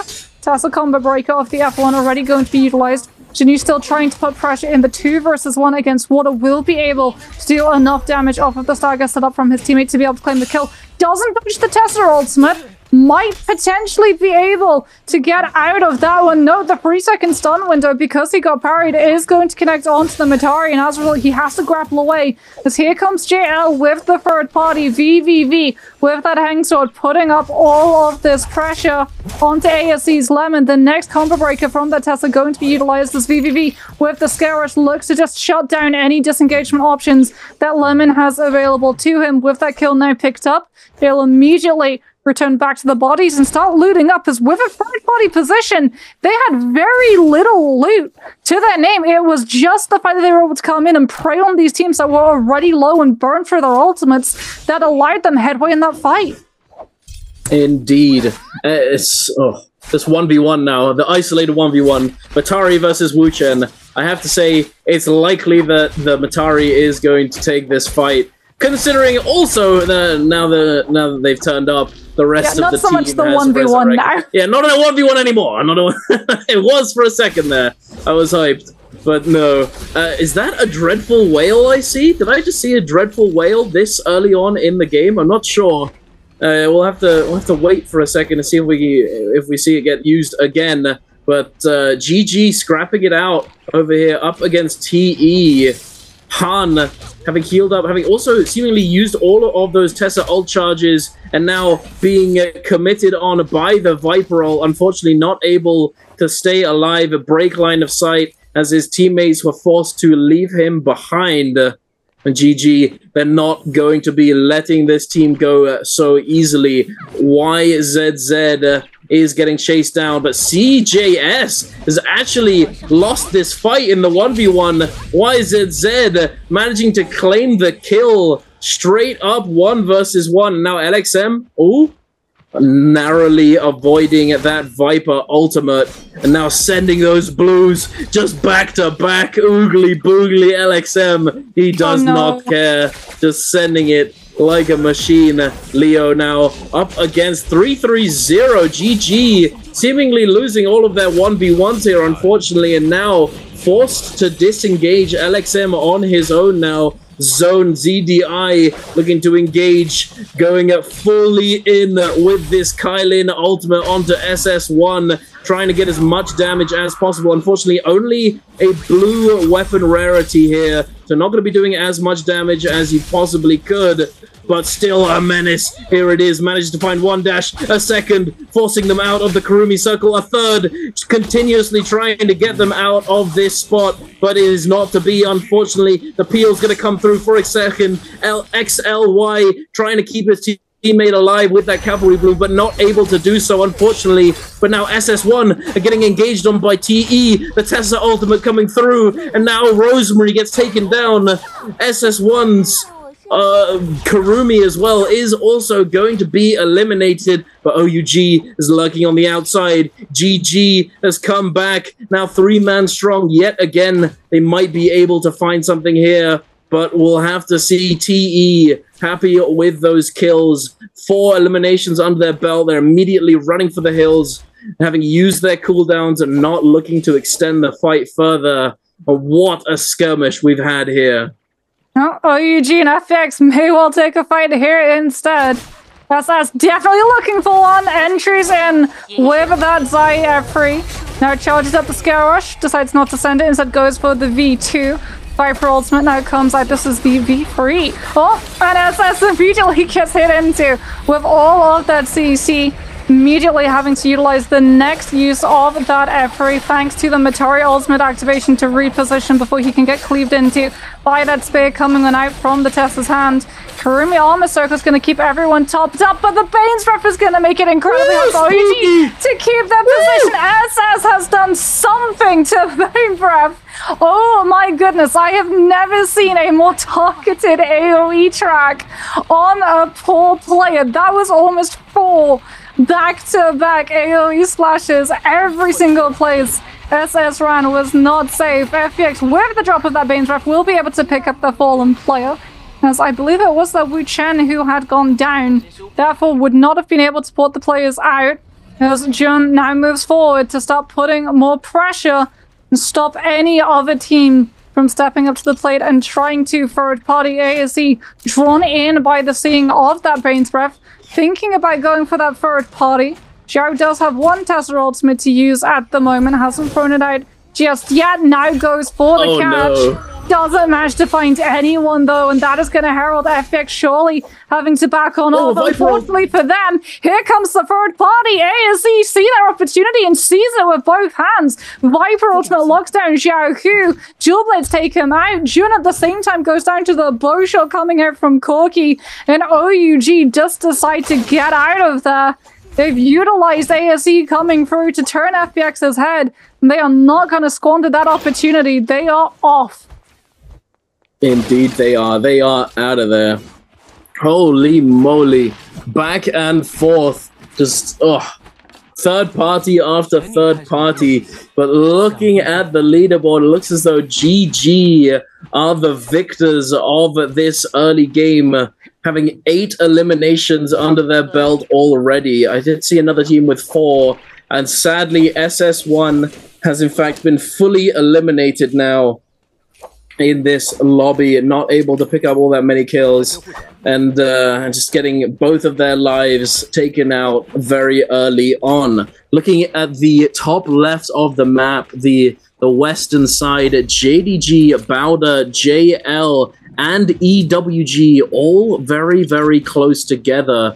It looks as though we're going to have a bit of a scrap here as soon as this Spirit Well opens up. But who will be able to make it in? Who will get griefed? We shall see. JL just managing to get in, taking this fight. They're ready to go. They're ready to get Oogly in this fight. I want to see it. Let's see it. The line with this composition. How is it going to work? How is it going to go? They're up against Bowder. We're on the Takeda, Kurumi, and wait, what is that third one? Is that Monk? Yep. Yeah, there's Monk composition. This actually has been said to be one of the strongest compositions in Yang at the moment, I believe. We've heard from a few Chinese players that over in the Chinese region, they seem to think that this is possibly one of, if not the strongest Yang composition at the moment. So let's see if JL is going to be able to push through, surpass their limits here, and take down the strongest team comp. VVV doing a great job of CCing these teammates, but it's not enough. His zipping, is going to be taken down. One Feng already eliminated. VVV now in a bit of a dire position. Bowder, he does have this Karumi tether. It's not the... Wait, it's not Takeda. I thought it was Takeda. Oh, wait. No, it is Takeda. It's Takeda. Oh, it's not Tianhai. That was it. Karumi. I got very confused here. I'm sorry. I knew there were a few Takeda, Karumi, this is the Monk team. Tianhais. It's This is the JDG. Monk team. This is the Monk team. This is the strongest comp. So Sand Siphon does kill Hardy, Kylin, zipping apparently. As we assume that this was the case. Grab. That looks as though that might be the double grab coming through onto EWG. Just going to explode the fight, finishing it off very quickly. JDG coming away with the Realm of Yang win. Legendary dual halberds coming through as well. That's going to be going on to Tutik on the Takeda. As we're going to see all of the teams that were successful inside the Realm of Yangs getting those buffs and getting to stay aggressive. All of the teams that lost, unfortunately, getting hit by Yang depletion, forced to go aggressive. As OUG are going to be able to come out on top of their Realm of Yang as well. JDG and Bowder taking a very early fight. Tutik putting a lot of pressure. Unfortunately, potentially going to go down. Jing tries to go for the Tianhai transformation to be able to cover for his teammate, but it's not in time, as Takeda has gone down. Kurumi might be able to find the revive, however, as Jing has been able to find one grab, doesn't look for a double, so just goes for the punt. Manages to find the reverb onto Yiran, and here's the double as well, accompanied by the ballista shot from a player, I believe that's JL, who were on the ballista, and Jing, as a result, is forced to just de-transform and go for the F1 to save himself. It's not going to be able to do much of anything, though, because the second he burns that F1, he gets burned by Liu Wei's F3 coming out onto the side, as here comes the Kylan team. Liu Wei interrupted before he can find the charge vertical on this spear. Gets the Matari ultimate to be able to reset into another F3. Reposition before going for the V2 activation to try and find the kill onto JL's One Feng. The Z-Ping has been found and isolated, and Liu Wei is going to do everything he possibly can to deny that support from having any form of value, with as much fire tick putting the pressure onto the Zip as possible. Hardy, as a result from JL, has already gone down. And EWG have bought their lives, but unfortunately for them, they have not bought the soul glimpse that they needed in that fight. 2 ultimates were used. The Kurumi still holding on to that armor circle, but it is not going to have any kill potential for a composition that just rotates fully around burst uptime of ults. Indeed, EWG trying to disengage here, desperately trying to get away. FPX not going to let them go so easily. However, I think just off of that one grapple, that grapple error, not able to get it to go the full distance, whiffing the grapple, they are going to hold off on the chase down. However, X1 might have picked it up where FPX left off, trying to see if they can find a window of opportunity to engage here. EWG still lurking on the outside, trying to buy as much time as they can before they are literally forced to engage this, as they still have this Yang depletion. They only have it on 2 members. The Matari is fully cleansed. However, preferably they would like to get it all cleansed, as opposed to having to go for those rebirth charms and resurrect their teammates later on, as that's always a risk. If you're letting yourself die, it can always be a bit risky trying to bring them all back. But OUG, with the Vermilion Birds Might, are going to be very happy to go down to the storm damage here. It looks as though they deliberately went deep into the storm, looting up an area that hadn't been hit just yet, and letting themselves go down, keeping all of their loot as they do have the Vermilion Bird's might here. EWG looks as though they might actually simply have to go for this rebirth strategy. Luoye is going to be going down to the zone, and EWG's one is ready to pick up that rebirth charm the moment that he does, and they're going to resurrect him immediately, cleansing one of those Yang depletions via death, so to speak. However, the Kurumi is still afflicted with this debuff, so they might be only they might be only 2-man strong for at least a little while. JDG spotting out Bowder in this exact same spot. Potentially? Yeah, maybe. That would be a fun one. Yeah, both of them are drawn in. They both want to try and take control of these points of interest. You can see it was Realm of Yang as well as Spirit World, both in the area. JDG unfortunately getting caught a little bit short and being able to rotate over towards there. Pushing 82% to the ultimate. Bowder managing to find the entrance that they were not. GG, no surprises where this team is going to be camping on out. It is going to be the Spirit World. There's other teams in the area potentially looking to contest. GG have gotten there very early on, and that it's going to be JDG versus Bowder. Who's going to be able to come out on top? Both of these teams have been able to find victory already inside the realm of Yang, and this is going to be a mirror versus Takeda, Kurumi, and Tianhai. Who's going to be able to force the Tianhai to transform? First of all, early Kurumi Tether comes out from Bowder so that Takeda can start to take point. JDG also going to be utilizing that Kurumi Tether to start to get aggressive as Jing utilizes that F1 on the Tianhai. Remember, Bowder are running the Parry Bell variant. As that first transformation comes on through, Tumult Ultimate gets dropped to make it harder for JDG to be able to find some of these grabs onto the players as Bowder put themselves behind the pillar to escape the grab. But Yiran unfortunately gets caught out. The Kurumi Tether does come through. As a result, that damage reduction is going to mean that the swap over to Repeating Crossbow does not do all that much damage in deterioration to his health bar. Jing is about to fall out of his ultimate and has found very little. Bowder still holding on to theirs, but Yiran is coming under so much pressure from Tutik on this Takeda that he might not be able to actually get the ultimate off in time. Jing coming on through, forcing the Kurumi Tether out onto the Takeda. You unfortunately going to be running out of shelves in a matter of moments. Tries to come in with the staff. Jing's going to be able to dodge out of the damage. Follow up with the F1 before coming in with a charged R&B on that pole sword to keep up the damage and pressure from the sidelines. Jing going incredibly low now, has to back on off with the charged R&B pole sword, looking to carry him out, but it's not going to be enough, and Bowder come out on top. Bowder are just absolutely gaming right now. It's I don't know. Is Tianhai, Takeda, Kurumi really the strongest comp right now? I'm not too sure about that one, as we've just seen it lose to the Sand Siphon. However, it could just be that Bowder is absolutely goated on this comp. Who knows? We'll have to. We need a bigger sample size. We need more games. We need more tests of this theory. You still haven't capped the Spirit well. Oh my god, they like doing this, and hey, it's optimal. You know, it's optimal. It is. I mean, it's not just GG that do this strategy. Well. JL as well. Like, I remember seeing it in Koi Cup. They literally just like set up a campsite. They got the marshmallows out, they started up a bonfire, they got the s'mores going, grabbed some sleeping bags. Very nice. Very relaxing. So much time passed with them just camping out that Spirit World that we almost went from noon on Morris to Starry Night on a Holoroth. Indeed.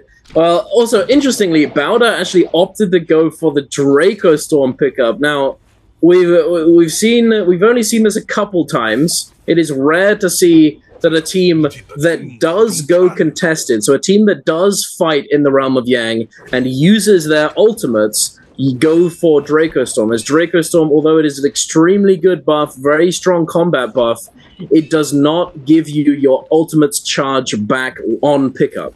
However, Mystic Might, White Tiger's Prowess, Vermilion Bird's Might, all of those buffs do give you your ult charge back. So after you finish a fight in Yang, you typically want to go for one of those so that you can come out of Yang and immediately have your ultimates ready to go so you can take another fight. However, Bowder opting to go for the Draco Storm, I think this could potentially be due to the fact that the realms of Yang now last longer than they used to, meaning that these teams, when they do finish a Realm of Yang fight, even if they do end up fighting, if they use their ultimates relatively early on, by the end of the fight, they're likely going to have most of their ultimate charged back up regardless. So they don't really even need the buff to actually regen their ult for them. And that could be potentially why Draco Storm is now becoming a more popular choice in this scenario. But who knows? I mean, that's the only logical explanation, because it's not something that was ever done before, I don't think. It was never done before, unless the team went uncontested. I mean, it could also be that they understand that picking Mystic Might doesn't have as much value because everyone's going to be hiding from you. True. And just staying very far away from the Realm of Yang, as it's going to be JDG and TE going head-to-head. TE going to have to utilize... Oh my god, guys, come on. It literally tells you where they teleport to. What are you doing? What are we doing, guys? Come on! It's rather unfortunate as JDG lose track of TE are going to be. JL also in the area, potentially looking for a third party in. They don't have to fight. JDG do have to fight. Are they going to take a fight against JL? They know that this isn't the team that they just run into because they're not running a Wu Chan. So they do understand that JL are going to have ultimates active. And JDG, as a result, call it off. And instead start moving over to Actually, TE have position too. They're also tracking towards the Forbidden Seal. As TE, without that Wu Chan teleport, have also mobilized towards the Forbidden Seal in the hopes of stopping a fight from breaking out. But YZZ just gets caught between every single player in JDG's formation and goes down immediately. Forbidden Seal probably going to be popped. Yeah, there it goes. JDG now putting pressure onto everybody to make sure when they have to start looking for some of these other kills to cleanse the team of full Yang depletion, they're not going to get third-partied by everyone in the lobby.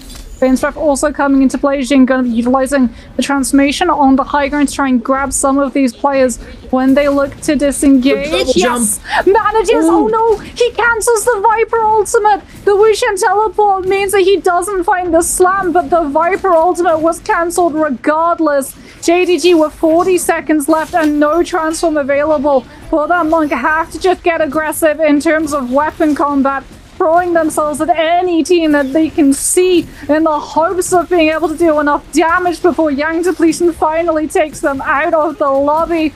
But it looks a little bit hopeless. Jin can absolutely find no one. He gets the Karumi Tabi, he gets Kiki's armor circle so he can try and go more aggressive and scare us directly on top of a player. But they've got less than 10 seconds left, Dunk. It's going to take an absolute miracle. And the player who goes down is one of their own team. The worst possible outcome. That is indeed unfortunate. JDG just not able to find those Soul Blooms to cleanse that Yang depletion. However, Two-Tick is still alive and kicking. The one member who did manage to find a Soul Bloom to cleanse that debuff is still alive and on his feet. He's trying his best to do as much damage and be as big of a menace as possible. And he's doing a good job of it as well. He's got that gold fan. He's just getting crazy with it. That parry coming through onto Xiao Wu as well. Getting that Soul Bloom. He sends the blue, but immediately gets punished for it. And now the Viper roll is going to come through. It looks as though it's V1. He scale rushes away, but he still gets clipped by the stun. Unable to make it out in time, unfortunately.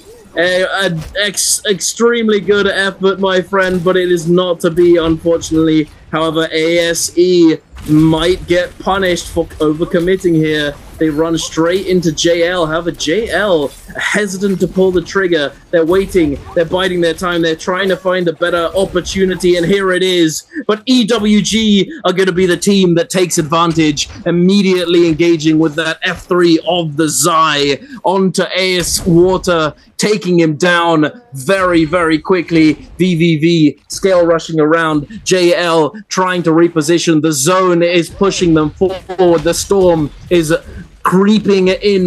EWG now under a lot of pressure. GG taking it upon themselves to try and engage. The Viper F gonna come through, and now Lemon is left on his own, taken down. Water has been resurrected, but to no avail. He is gonna go down immediately afterwards. Well, actually, I don't know if they can. They're going to immediately disengage the last remaining member of Ace, forced to disappear into the night. Corky's trying to make his way into the Moonbane, trying to Moonbane surf around and stay alive. It looks as though he might be able to do so. GG not looking to risk the Moonbane surf just yet. It is not worth it.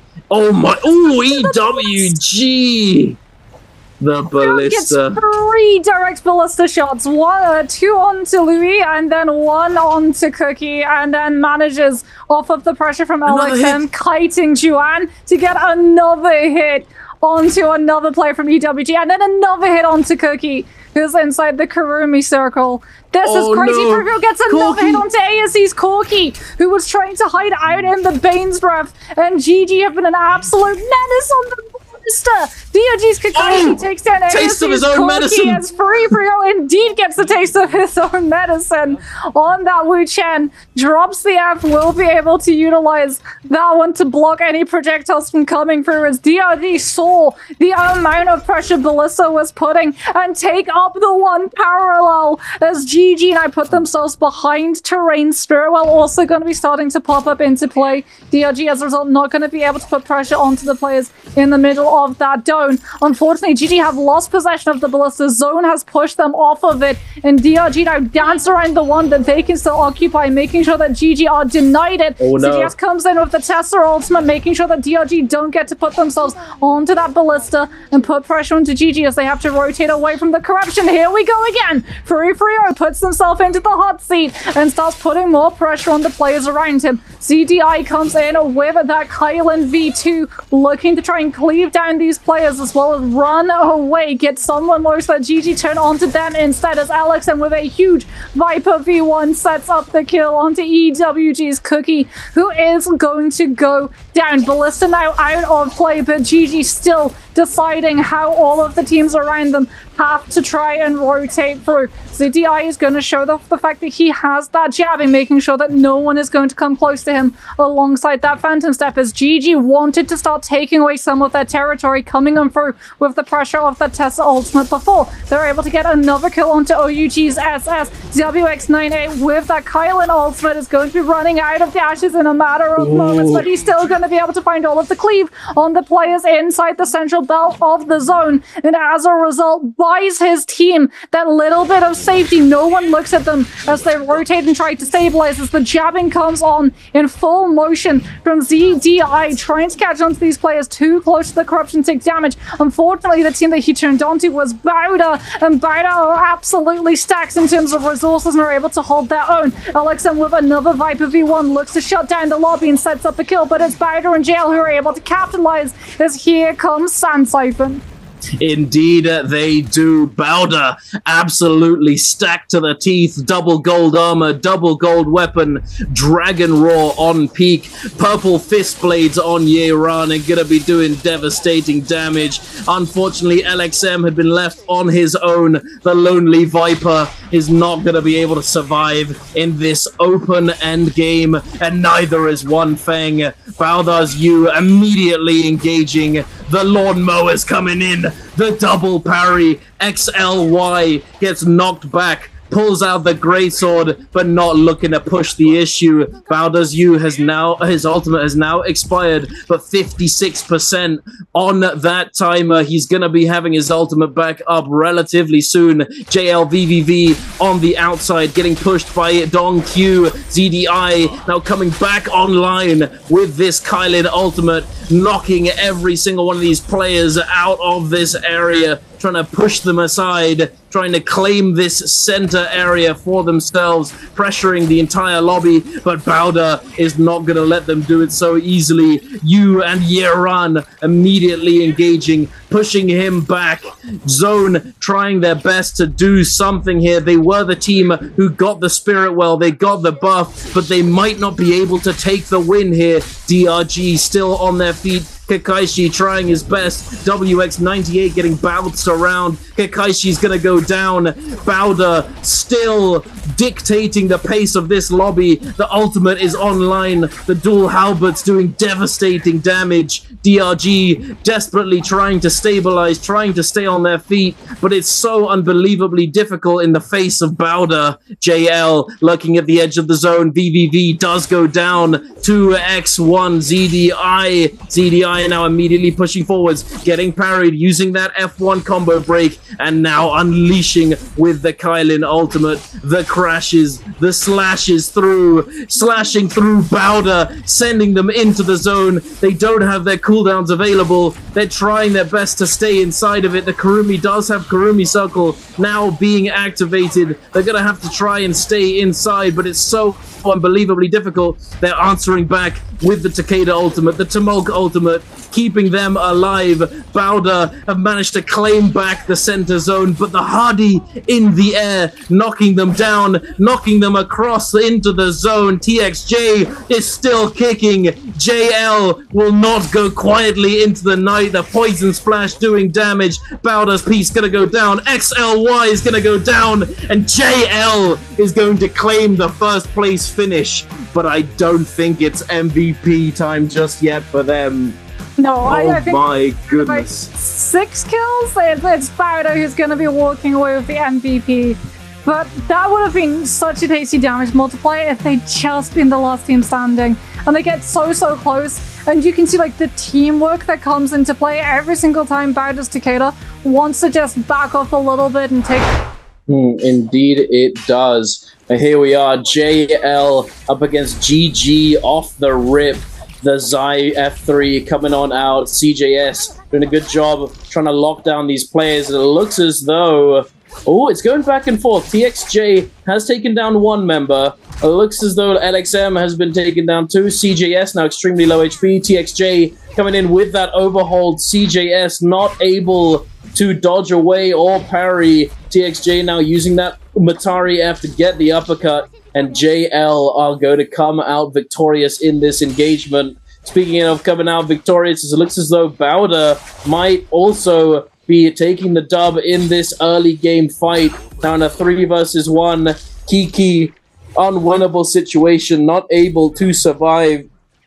Bowder taking 3 kills early as well. So many people are dead in soul form right now. There are 15 people, 16 people in soul form at this current moment in time. 15 we said now. It was aggressive. We said it was going to be aggressive with the Fireflies. Yeah. And that's probably going to be a 17 because SS is going to be joining everybody else in soul form. FPX managing to come in with the Viper ultimate lockdown. It is going to cost them ballista shots, however, but they will be, with the help of Zhao's Tesla ultimate, able to lock down another one as Rico uses the R&B on the pulsar to reposition off of Ballista Tower, potentially turn and hit onto the Viper from FPX's Jun, who comes through with that Viper F ability, catching him around that corner and sets up for the kill to come on out. 3 kills to the side of JL, 4 to the side of FPX, 3 to the side of ASE. This is something that we did need to talk about whenever we have Firefly lobbies. There's either one team that just rolls through everybody and just uses all of the momentum to steamroll every single person in the lobby, or all of these kills get very split apart and just piecemealed out between every single team.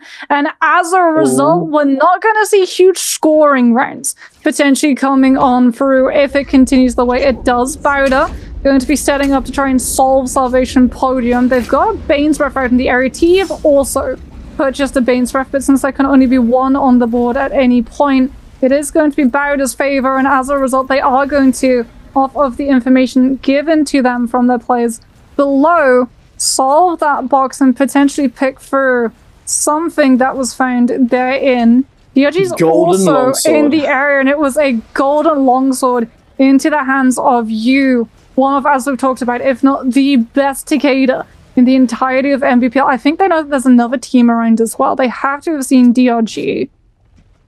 As DRG have headed further to the south of Salvation Podium, understanding that they're not going to be able to timing attack a team that has that Bane's Breath and is also looking to deny them from being able to sequester themselves up onto the ballista that police the outer edges of Salvation, and as a result, the call has come through to just reposition. Bowder looking to cut off their rotation, though. Peak going incredibly forward to get the scouting information and relay it to the rest of his team.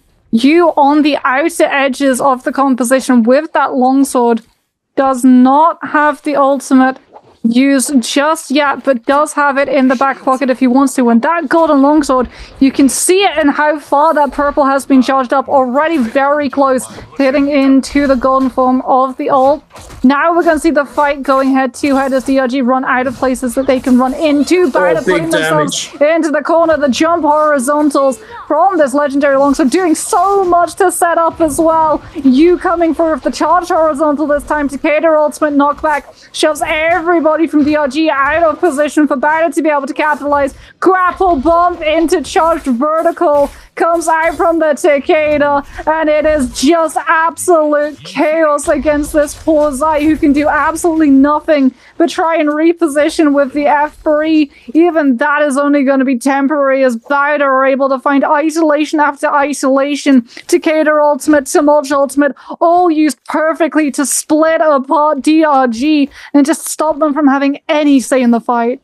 Indeed, Bowder putting this golden weapon to good use. Unfortunately, they weren't able to close out all of the eliminations, not able to kill all of these players. However, they are bound to be happy with the one that they did take down.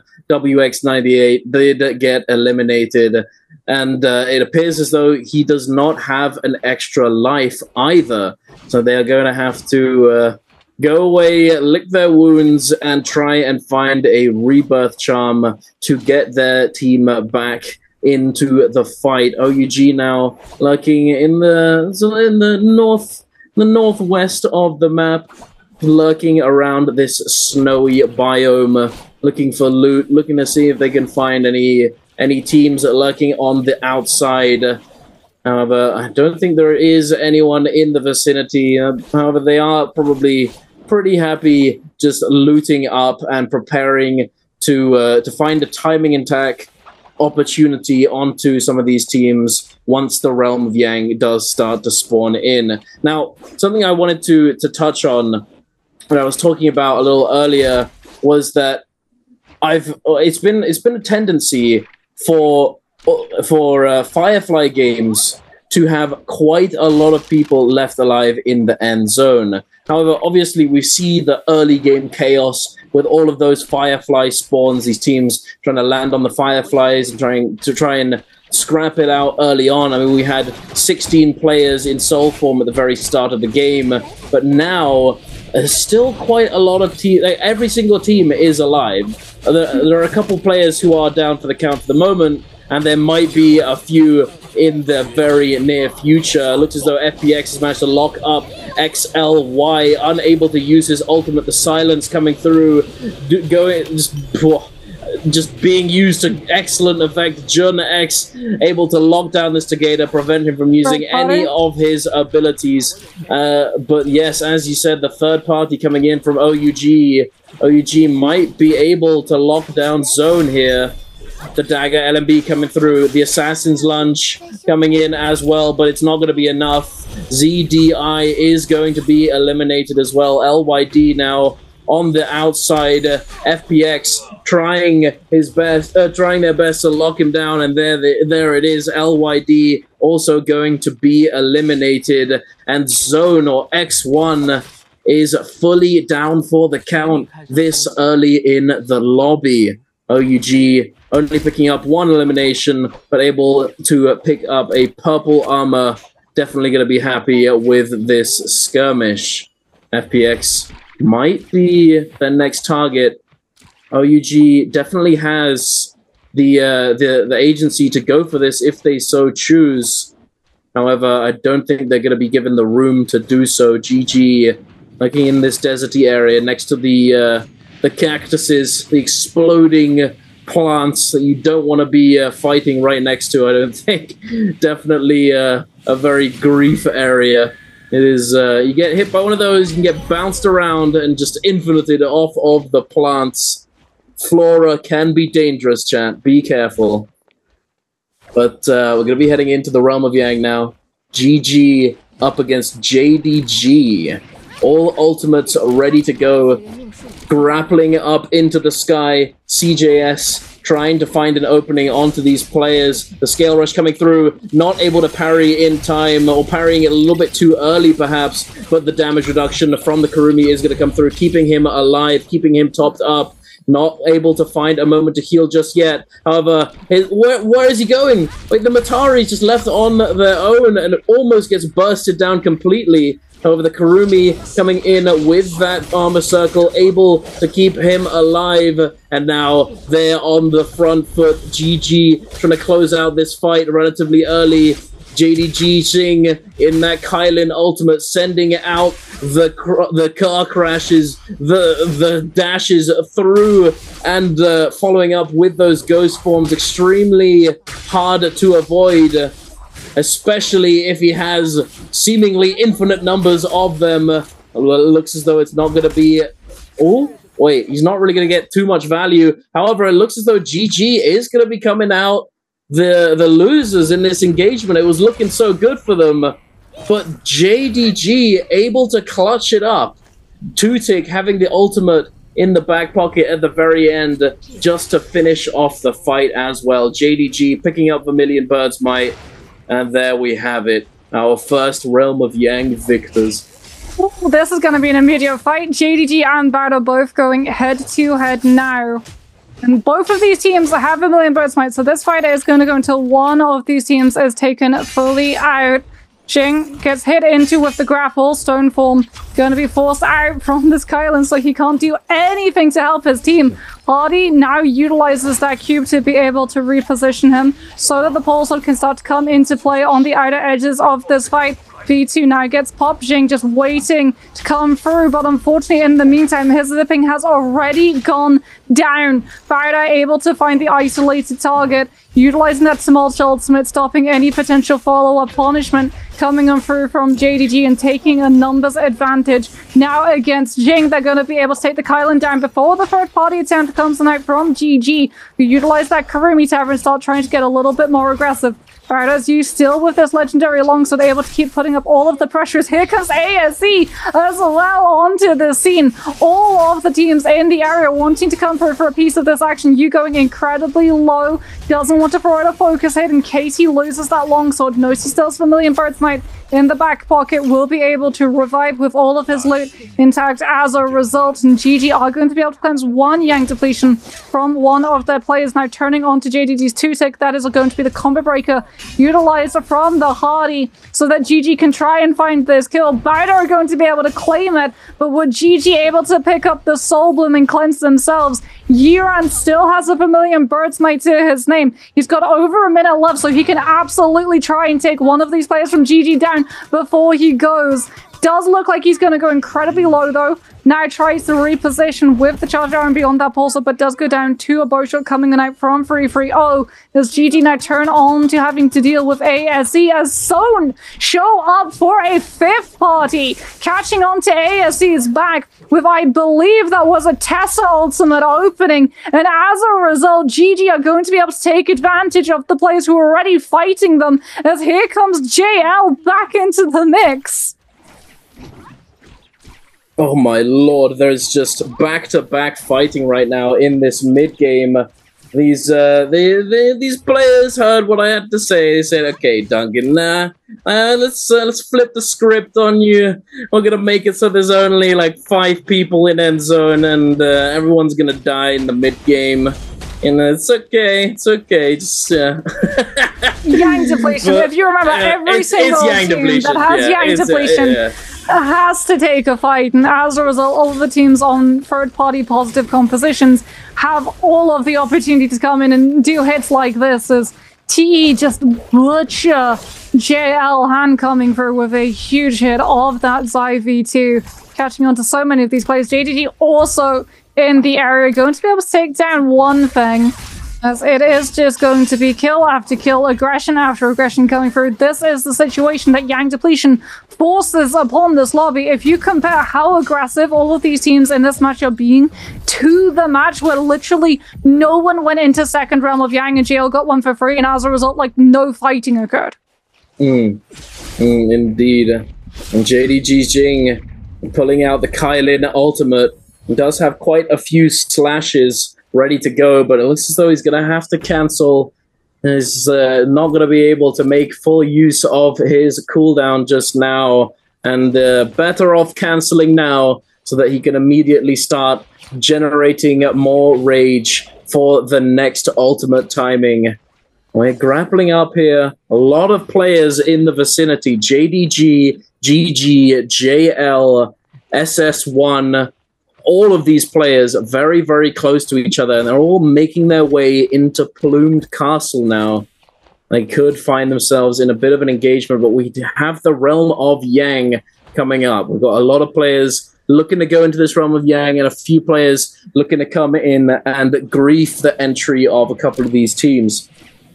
OUG, speaking of, with that Yang grief composition, instead of going for the Yang, actually gonna head on over to the Spirit Well, it seems. Yeah. As, I mean, hey, if you can grief Yang portals, you can grief Spirit Wells. There's definitely but not if of an equivalent. Are already in it. Yeah, That's the problem. They could jump in, they could maybe grapple up and drop down with the Viper ult. Yeah, it could be wait for the zone to get capped for FPX to be able to break dome and then come through with CC and try and grab some of the loot. But GG are also in the area thinking about going for the third party. EWG on a Yang composition are going to be looking to enter into the portal, but they're a little bit reluctant to go immediately in, given the loot disparity that this team currently has. Two lots of blue armor. There's a reason they don't want to immediately go in, and that's because if they went immediately in, they would go up against JL, who have legendary armor and two lots of purple, and is going to be kitted out even more, because that is a legendary katana coming through. We'll have to wait and see what buff this team decides to go for. That is Draco Storm. Surely, right? There it is. Draco Storm, indeed it is. And off they go, because they know that there was a Spirit Well around this area. They know that a lot of teams started heading towards Plumed, and as a result, they're immediately going to be able to turn ahead an iota to the right away from that Yang and take a fight against Zone, who have the Wu Chen teleport, will be able to reposition. Unfortunately, the blue beam should immediately give away where they teleported to, and you can see that JL are just immediately on top of that rotation. They know exactly where this team has tried to kite into, as Rosemary is still taking heat. VVV looking to find any form of information, whether or not they're hidden up inside that room, and they've been able to catch on to Rosemary, who has been left behind the Viper V1, doing anything that it can to stop JL from getting aggressive onto one of their players, and it has done enough. Rosemary didn't have the ultimate to be able to follow through, but did have the ultimate to buy the space for the team to rotate away. Unfortunately, it looked like Gen 1 wasn't able to take advantage of that. Does go down to JL's one thing, as GG are also in the area, but now they're the ones coming under fire. JL see the three teams stacked around them and go straight for the kill. Kuromi ultimate comes out early from GG's side. VVV getting to utilize that Matari ultimate to go much more aggressive, even though he's lacking that Zai V2. Now it's going to be the recast coming on out for GG to keep themselves topped up, but if this fight goes long, it's still going to start swinging into the favor of JL, who are going to have those bursts of ultimates coming up, whereas GG have just lost theirs. Huge parry from CGS is going to mean that he keeps a little bit of value and damage that JL are not going to be able to collapse directly on top of him once that Karumi sustain has been removed from the side of Rue. But here's JL's Karumi Sustainer and the Teva coming through, and surely JL are about to get their Zai ultimate online as well, and CGS is just about to lose his. VVV coming in with the Spear Staggers, looking to set up even more damage AoE off of that Draco Storm, but GG have done a very good job of understanding that the fight is now in JL's favor and looking to try and find an out. That being said, VVV is not going to make that disengage easy. Here comes the F3, here comes the third party from Zone, and here comes the absolute chaos that JL were wanting. Indeed, the musket shot coming in on to CJS. Unfortunately for him, just caught between a rock and a musket. It's just it's a bit of an unfortunate situation, unfortunately for him. JL immediately having the presence of mind to activate the Forbidden Seal, the 3-ban zone, if you will, cutting off all of those ultimates, not allowing anyone to use their ultimate within that dome, and essentially covering for the potential eventuality of them immediately getting hard engaged on by that team, by SS1, having been the third partiers of that skirmish. TE still on the run here. Leo trying his best to disengage. He does have the staff, an extremely good kiting weapon, as we all well know. Leo now using that Kurumi tether very nicely, but One Feng following him with his own Kurumi tether. Like, hey, come back here, boy. Come back. I got 1, 2. Let's go. Just immediately chasing him down. Leo now tries to go over to the Firefly, but it doesn't look as though it is there, and unfortunately has no grapples to his name, and he is going to be eliminated, but not by the hands of JL. GG is actually going to be able to come in and pick up the kill, sniping it away from JL. GG, that's however, the GG special. Yeah, That's not the valid compensation. The GG special is GG yoinking your kills with ranged weaponry. But hey, I don't think we're gonna see the full engage coming out from GG. Even though JL did use Kurumi Circle. Oh no, they didn't use Kurumi Circle. They'd used Zai Ultimate before, but they don't have it at the moment. But they might get it soon. However, GG is unaware of this fact and not looking to push the issue just yet, especially considering that they are slightly underlooted in comparison. DRG looks as though, speaking of being underlooted, not looking too good. He is able to resurrect Kakaishi, but Dong Q has been spotted out. The corruption has fully stacked, and now it looks as though he is going to be taken down. Rosemary gonna pick up the kill here. He got his Matari out though. Yeah, he did get the Matari up. Matari didn't die, and also, like, speaking about people able to get back in, some were actually able to get Gen 1 back. They took advantage of GG occupying JL's attention and must have just either backtracked back or bought Gen 1 back, but then I haven't seen the pop-up of a Reba Sham, so I think they just backtracked to the body and were able to find the revive, and that is how you deal with teams looking at you. You send one person to either kite them fully away from your team, or you just kite them into another team entirely and use that sort of sleight of hand, that attention shift, to be able to make your way back as bad as you makes his way around the Bane's Breath rather than directly through it. They could potentially find this fight against JGG's Kiki, and it does look like that is who they're trying to find this engagement onto. As you can see, Tutuk just seeing whether or not he has to posture up, getting ready to try and just take that little bit of step forward to stop them from being able to collapse onto his zippers, as we have talked about. Looking at the Ziping, the Hardy, and the Kylan composition, it very much does feel like the line that all of these teams have against this team is just put enough pressure on a specific player to bait the Ziping into having to play a little bit more forward than she wants, and then just collapsing on her immediately. As GG still a little bit undiluted in terms of what they have available, especially in terms of soldiers that they have active. As there is a bounty that is currently in the area, all of these teams drawn in towards Imperial for the prospect of the Spirit Well. Who's going to be able to capture the dome? Jing is going to make it harder for EWG on the other end, having that blistering edge attached to that pole sword. Just trying to find the attachment of the fire tick as quickly as possible. That being said, EWG are able to hold themselves strong, and they do force the reposition Kurumi Tava, allowing the Staccato to be much more stalwart in the position that he's able to take. GG, however, also having that Kurumi Tava starting to move forward. This is a composition that needs the loot, They've got blue armor on their Zai instead of their Matari and their Karumi, which is not something we traditionally see. But in this instance, it's much more helpful for the Zai to hold further back and the Karumi and Matari to move up, seeing as they're the one holding that first position, wanting to get that armor the second that the dome breaks. And as a result, CGS will be able to scoop up the legendary armor and reposition with the usage of his F ability so that he doesn't get punished for having stuck around. JL now also going to be looking to try and find where some of those other teams have run off to. EWG below them, playing a little bit quieter as Zone,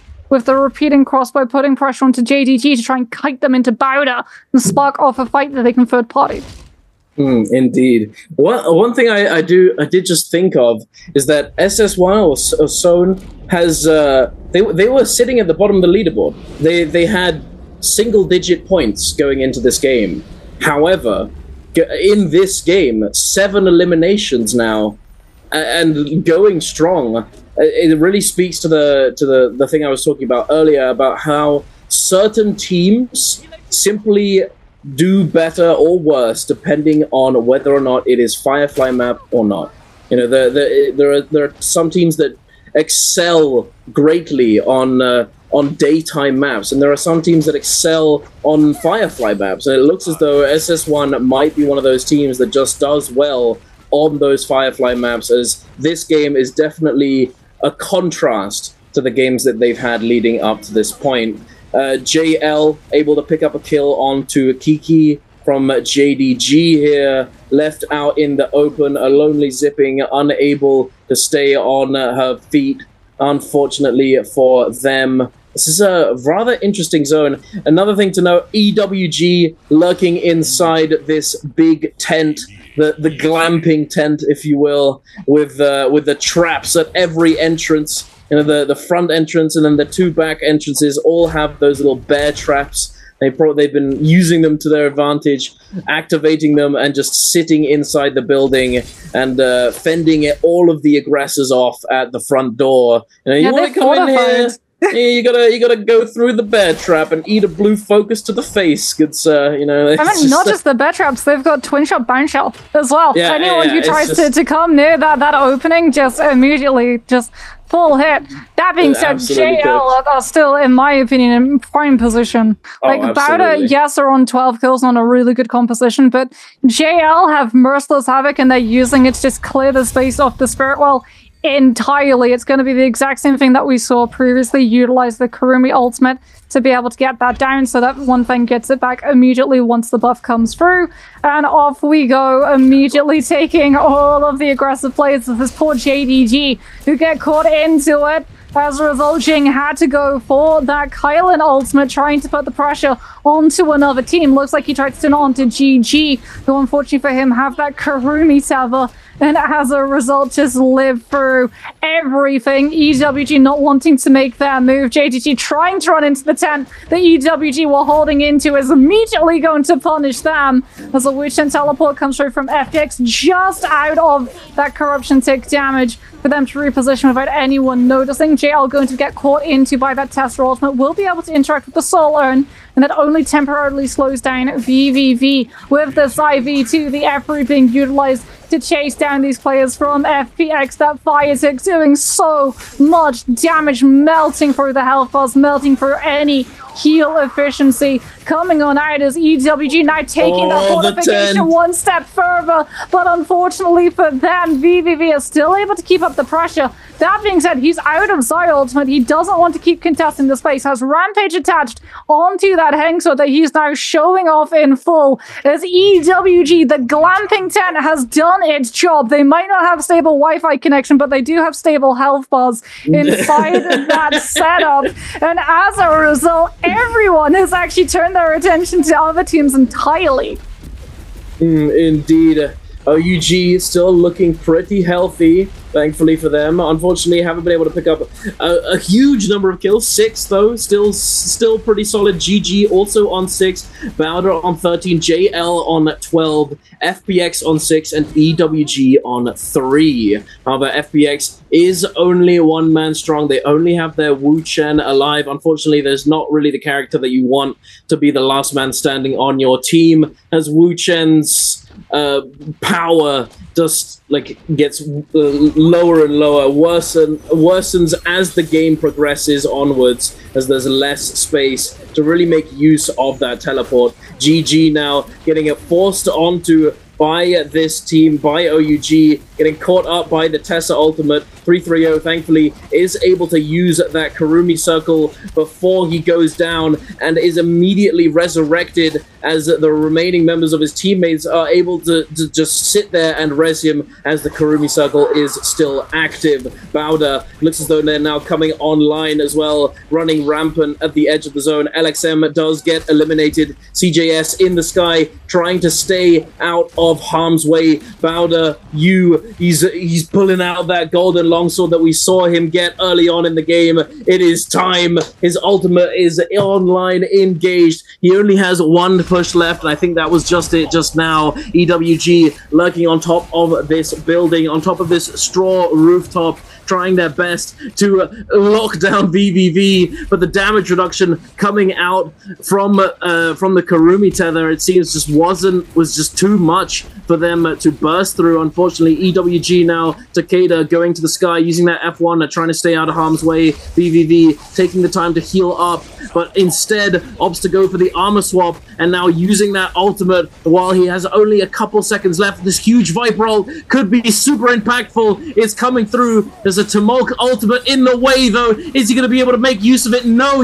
Run is going to come in and steal away the kill, although Rico did manage to pick up a kill. TXJ goes down to Run as well. SS are trying to pick up the Soul Blue, but not able to get over there. The Takeda ultimate's in the way. You with the Phoenix Blast as well, running rampant, but he's getting knocked around. The Zai ultimate as well. The fire damage pushing him into the zone, not able to stay in place. CJS with this Zai ultimate is just doing so much. Cookie now bouncing him around with that fan, with those little wind pushes, locking him down for a second and able to keep him out of the fight for the moment. I don't know who won. I don't know who had the most kills. That was insanity. The little sort of gondola just sort of in the way. Couldn't see the last person's tag, but there it is. Bowder is gonna come out victorious at the end of it all. And there it is.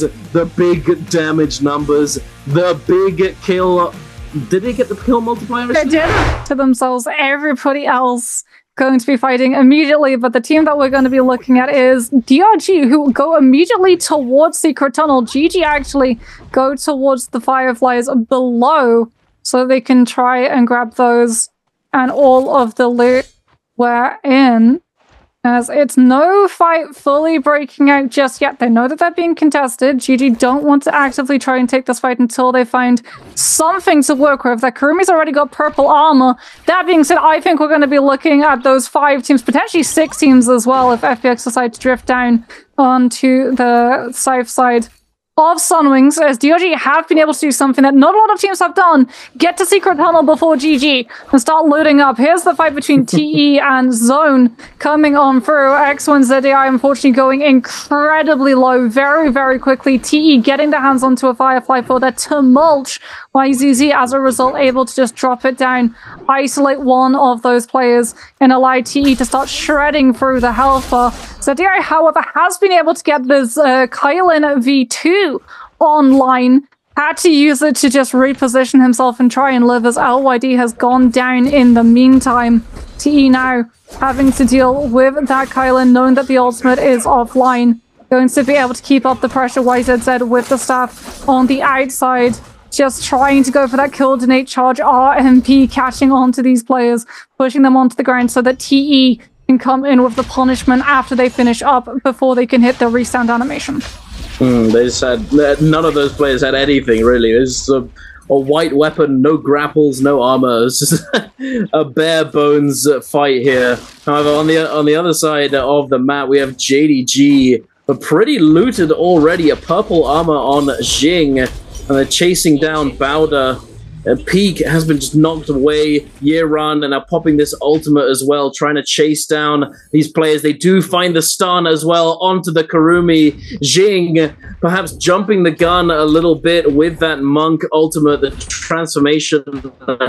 Not a iframe the stun, however, I'm not sure if it's going to make too much of a difference. Year Run is still going to get grabbed up and eliminated by JDG. And there it is. About I'm not. I think it was two members of, one member of Bowdo got two members of Bowdo got taken down. DRG now up against GG LXM in a 1 versus 2. I think used his F already. No ultimate available just yet. Tessa ultimate ready to go at a moment's notice. WX98 is going to be holding on to it though. No need to use ultimate in the 1 versus 2. And now JL up against ASE. I thought it was another team, but no, it's just these two. VVV in ultimate now. Only the white ultimate, the first stage ultimate, but still pretty solid. But he does get parried here. Coming out now. His ultimate is going to be expiring relatively soon. He has one push left, one Furin Blast ready to go, and there it is. Furin Blast now down. Lemon getting a parry onto VVV. I'm not sure if he has a weapon, able to pick up the blue spear just in time to try and follow up here. Lemon now getting locked down, but still alive. Oh, the grab coming through! Lemon just absolutely diffing VVV in this mirror matchup. TXJ, though, coming down with a pixel of HP. It's all or nothing, he says. He comes down, he takes him out, manages to pick up the Soul Bloom, but unfortunately it's not going to be enough in the 1v2, and the Ace are going to come away victorious. Yeah, heading over now to Sunwings, we've got a Moonbane currently in play. Not sure which team dropped it, as Zone are putting pressure onto TE, defend them away from the area. This is IV2 managing to catch TE's Leo, who just goes down the second at rest, is able to turn their attention and follow up with that fan. Orosmi able to find the Soul Bloom, is going to be able to get a little bit of stabilization before coming in with that F3, putting pressure onto YZZ. With this fan still managing to catch onto, everyone goes for the slap as well to make sure that poor TE's Han just gets locked into position. Like you said, Dunk, it is indeed optimal. And we won't get to find out who dropped the Bane's Breath. I feel like it might have been TE, given the fact that Zone were just kiting them away from that fight as quickly as they possibly could. There's OUG going to be taking a little bit of downtime to go for a shopping spree, picking themselves up some nice little bits of kit. 2 lots of purple armor already for the side of this team.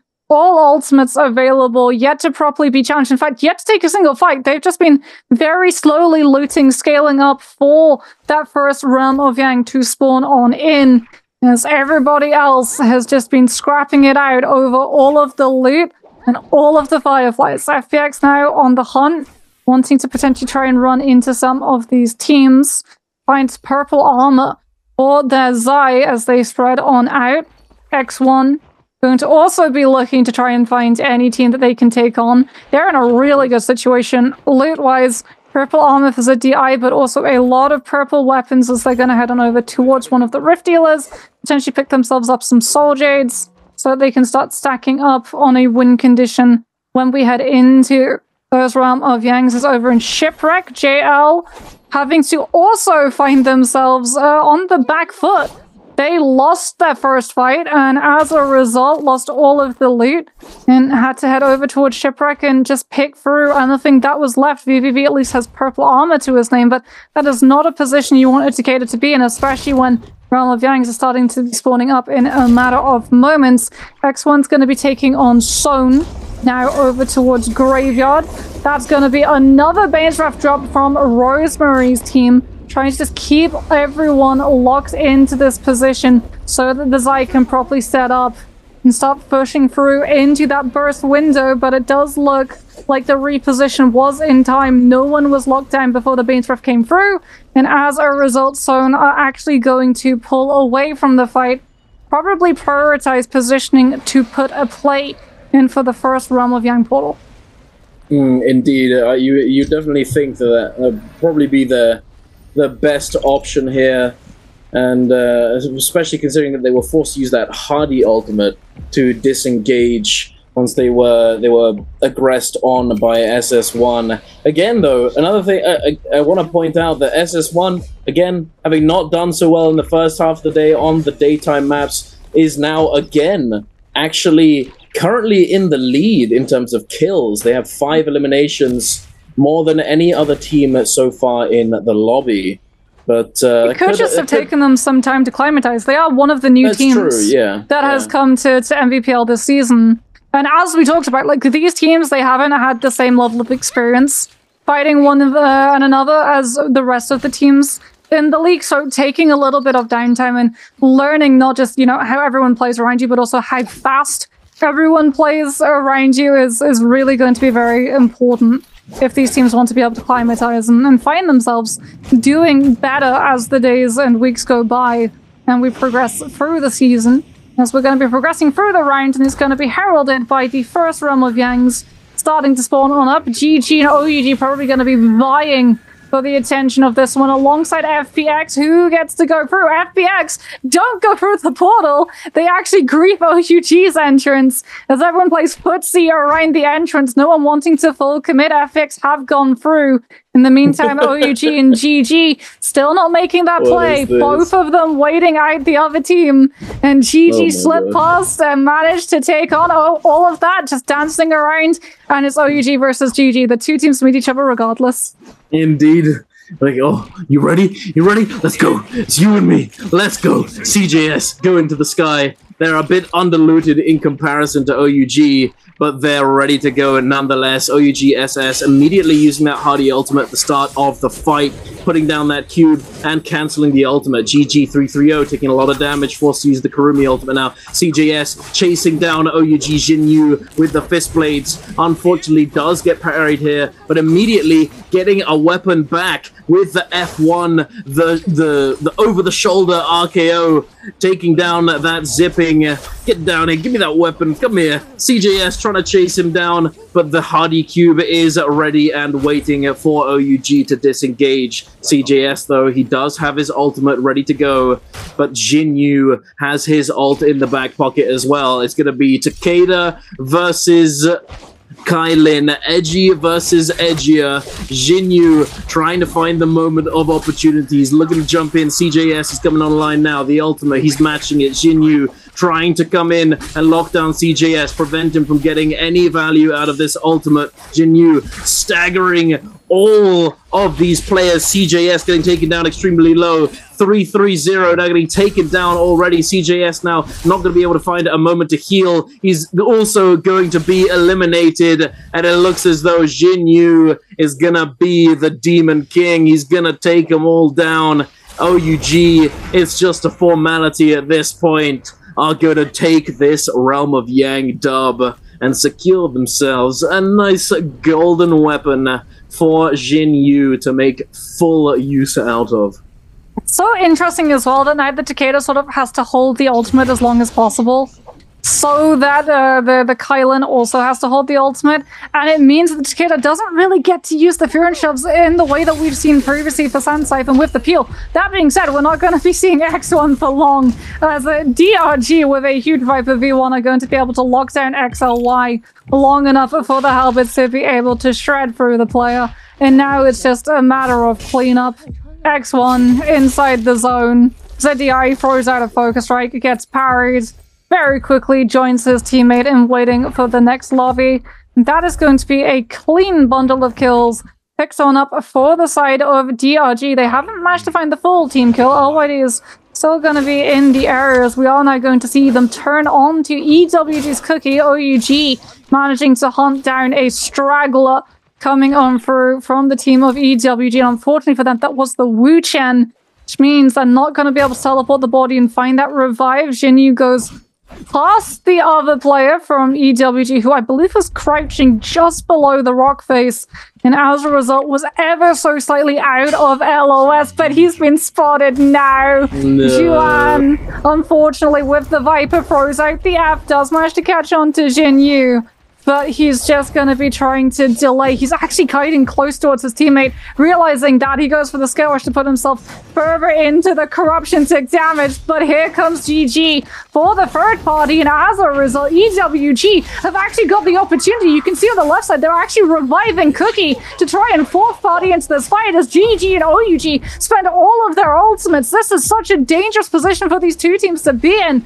Smolch ultimate has come through. OUG trying now to find a value with this Kylan ultimate, but it's made even harder by the fact that his face has been shot down by GG with this tumult. Jinyu managing to put a lot of players low, but not able to find a kill just yet. That Kurumi circle doing a lot to be able to stabilize as they're still putting pressure, but here comes EUG. We talked about the fact that this team was using the opportunity to stabilize. Tessa ultimate interrupts the fight, and it's EWG who walk away with the first kill. OUG now on the back foot. GG trying to disengage as well, as here comes Sone. They've been drawn in by the four teams fighting in the area and want a piece of the pie. CJS, unfortunately, under Yang depletion, is going to be caught under the attentions of multiple teams. His teammates having to try and fall in and help him peel away. He just doesn't have Fury shots or the ultimate to be able to activate him by himself the space. And the two teams that came for the third and fourth party, Zone and EWG,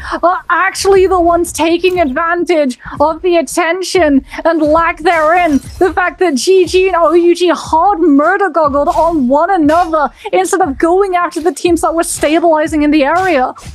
Indeed, this is such a rough situation to be forced into. I will say, though, I think GG may have jumped the gun a little bit. You know, although forcing a fight in the zone isn't always the worst idea, it's just like you're always going to run the risk of something like this happening. You know, like the third and the fourth and the fifth party coming in and just locking you down, you know? And if it goes wrong even a little bit to start with, then it's so hard to recover from, as you are constantly taking health damage, you're constantly taking storm damage, and it's really hard to come back from. I think perhaps they may have had group heal, and that's why they went for it, because I saw that they weren't necessarily taking all that much time to heal their health, except for the Kurumi. Yeah, and I think the group heal may have been what allowed them to take this, or gave them the reason to be able to go for this fight, you know. But I think if instead they'd opted to go for the wait and see and sort of lurk at the edge of the zone angle and waited to try and to catch them at a weaker state, they could have potentially come away with those soul blooms and cleanse that Yang depletion. I think that was a huge deciding factor in why they went that fast, though. Like, they had the Yang depletion, they wanted to take a fight when they thought that they weren't going to get third partied, and unfortunately it just meant that they didn't have all of the information heading into the fight, and ironically, by trying to avoid getting first partied, set themselves up to get fourth and then fifth partied. As over in Celestra, it's no team looking for the Yang entrances. Instead, it's going to be DRG scrapping it out against a team who just want to try and grief, as it's going to be JDG and FPX who are going to be the ones taking that Yang fight. Xiaohu with, I believe that is a legendary fan, going to be fully kitted out for all of these players. Fistblades on Jun, on this Mitari, already utilizes the F ability, trying to catch on to these players of JDG. Now has spooked them into already burning the Kurumi Tower, which is huge for the side of FPX when the Zai ultimate starts to come into play. Dreadful Whale as well as that Mitari ultimate now coming online. We are going to see so much sustainability. JDG are going to pop the Tian High transformation as a result, and he's already been able to grab one player. Grab. He's looking potentially for the double grab. No, FPX are going to be able to LOS with the pillar, and as a result, he has to just console himself with going for the one. doesn't manage to find a follow-up. Has to be careful that the Zai doesn't start melting through his health, but with that V2 at his feet, he's going to be able to find the grab onto the Zai as a result, and finds another reverb onto Jiao, pushing the player away before the pulse or charge. Start melting the health bar into the dreadful whale follow-up, and that is huge lots of damage that FPX are just not going to be able to sustain through. Jing now utilizing that F1 to buy himself a little bit of respite, but FPX is still going strong with Jun on this Matari with those purple fist blades doing so much damage. Unfortunately gets caught climbing onto that pillar by the uppercut charge LMB on that dagger from JDG's Kiki, who will interrupt before he can try and scourge his way out. And JDG will be able to come out on top just barely. That was spicy. Jing got overheld multiple times by that Kurumi. It was a little spooky for a second there, with the poison splash coming through, and then it was just a 1 versus 2. But the damage, the fist blade damage.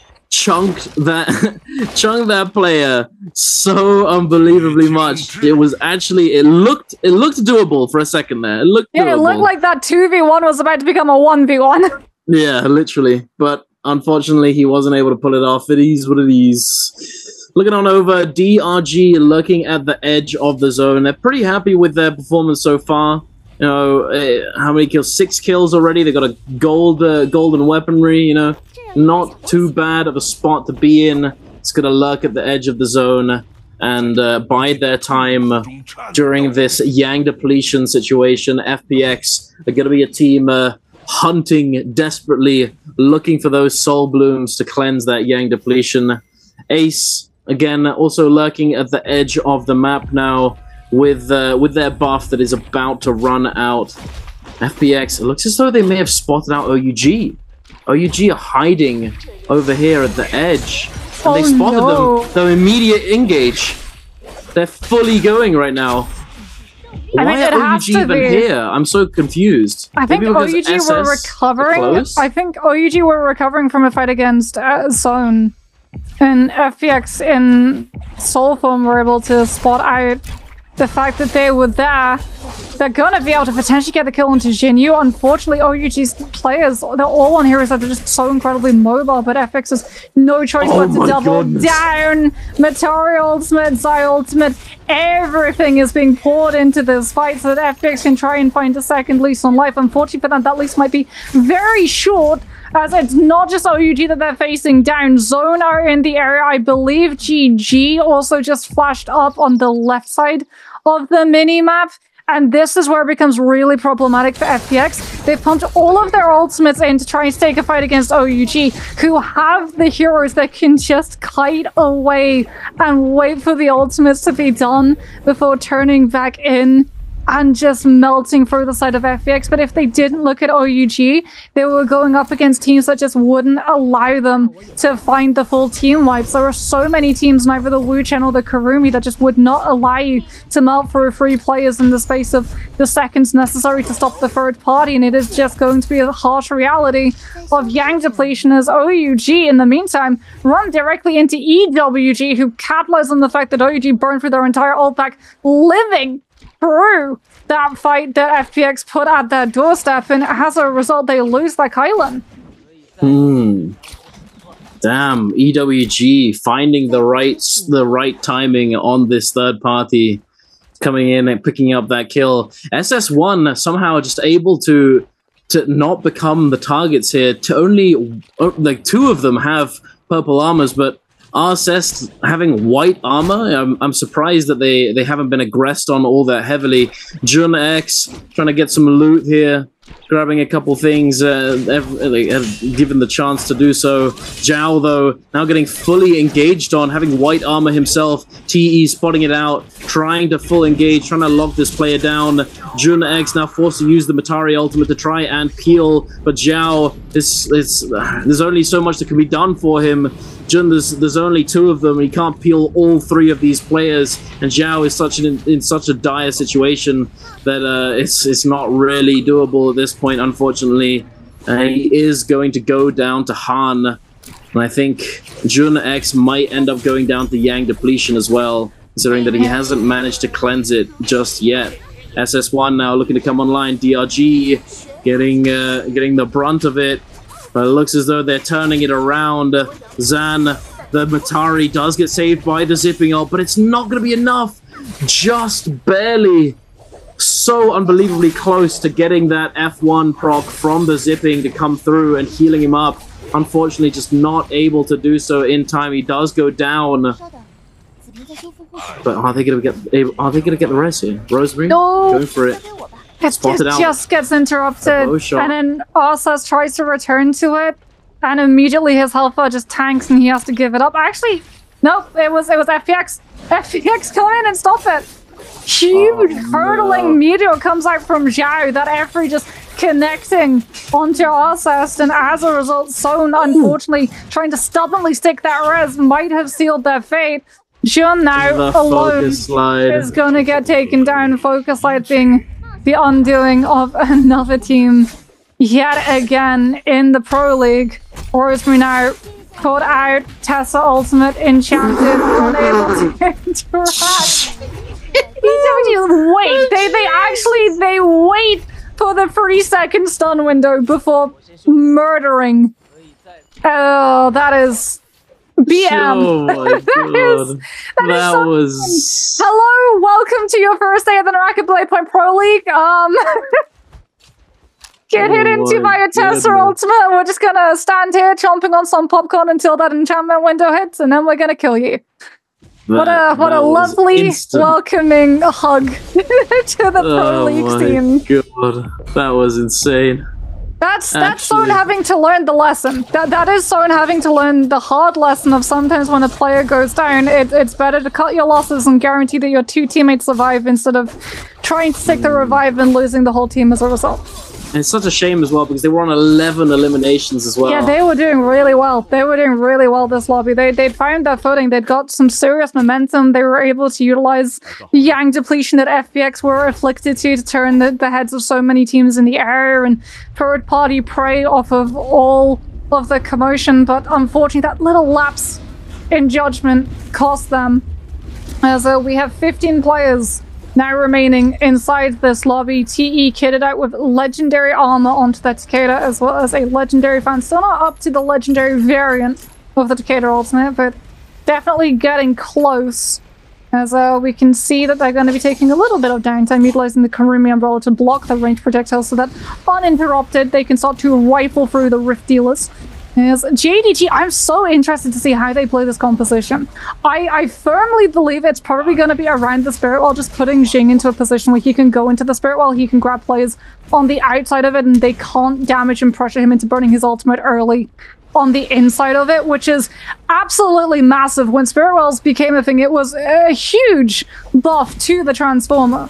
And we did see Wolves actually were the team that picked up on it the most and started utilizing Transformers in the middle of Spirit Wells to be able to dictate the tempo of late lobbies. It'd be very interesting to see whether or not JDG do a similar strategy. Indeed. DRG trying to lurk on the edge here. The Spirit Wall is going to be spawning up pretty close by. There's a lot of teams just lurking on the outside. I'm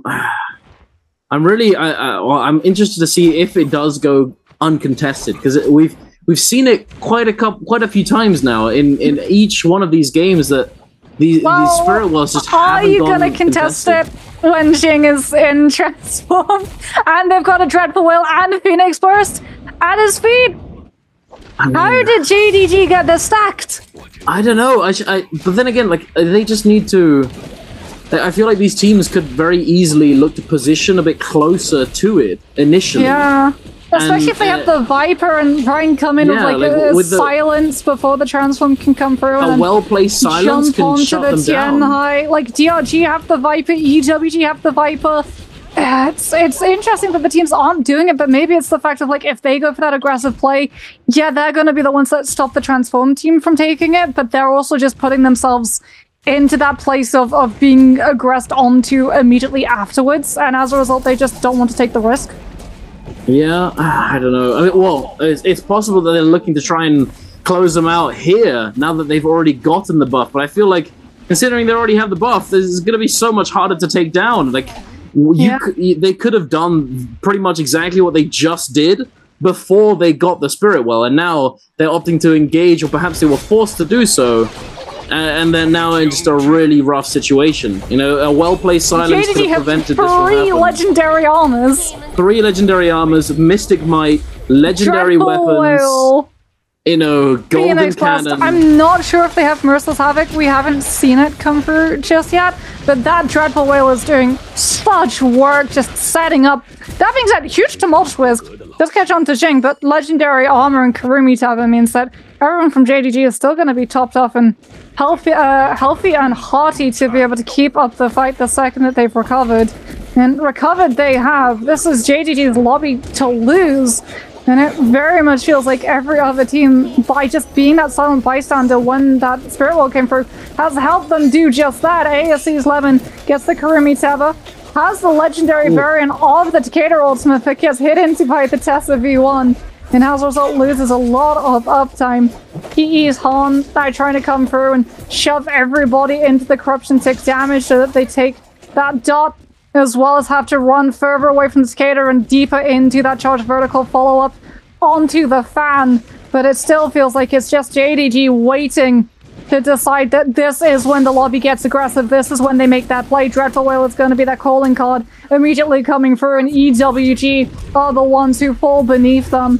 Out comes the Karumi Teva, out comes the cannons yet again, melting through the armor bars with that Flame Strength, just absolutely tanking the resources that ASE have available to them, as Jing using the purple focus on that staff to cover for his 2 teammates before going in to that Tianhai ultimate. Tumultuous ultimates immediately going to be dropped from every team surviving in the area to stop the grabs from coming through. But Phoenix Blasters still meaning that JDG have a say in the fight. Jing pushes through the wind wall and puts himself into a position where he can still look to find the grabs. ASE taking cover behind the Karumi umbrella, going to be able to dodge out of the grabs as a result, but EWG's Cookie is going to be the one that has to try and take the bullet for his team and put pressure on the monk around his feet.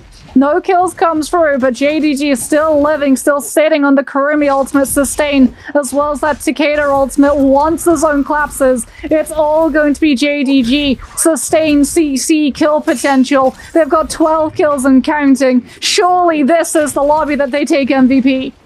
Surely, right? You would think. Tutik has that golden longsword with the Phoenix Blast and ult ready to go with the golden ultimate as well. Here we go. It's coming online now. Tutik unleashing that Phoenix Blast onto Lemon. Lemon forced backwards, now used the F1. Tutik goes, gets a kill, gets that Soul Bloom, gonna extend this ultimate as much as he can. Lemon getting caught up at the edge of the zone, bounced around, likely going to get taken out as well. The zone damage finishing him off finally.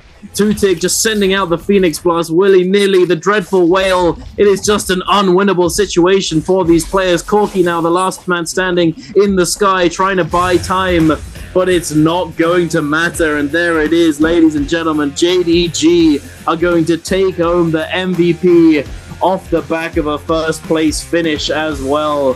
Very nicely done, just absolutely stacked to the teeth. Takeda, Tianhai, Karumi, doing work, ladies and gentlemen.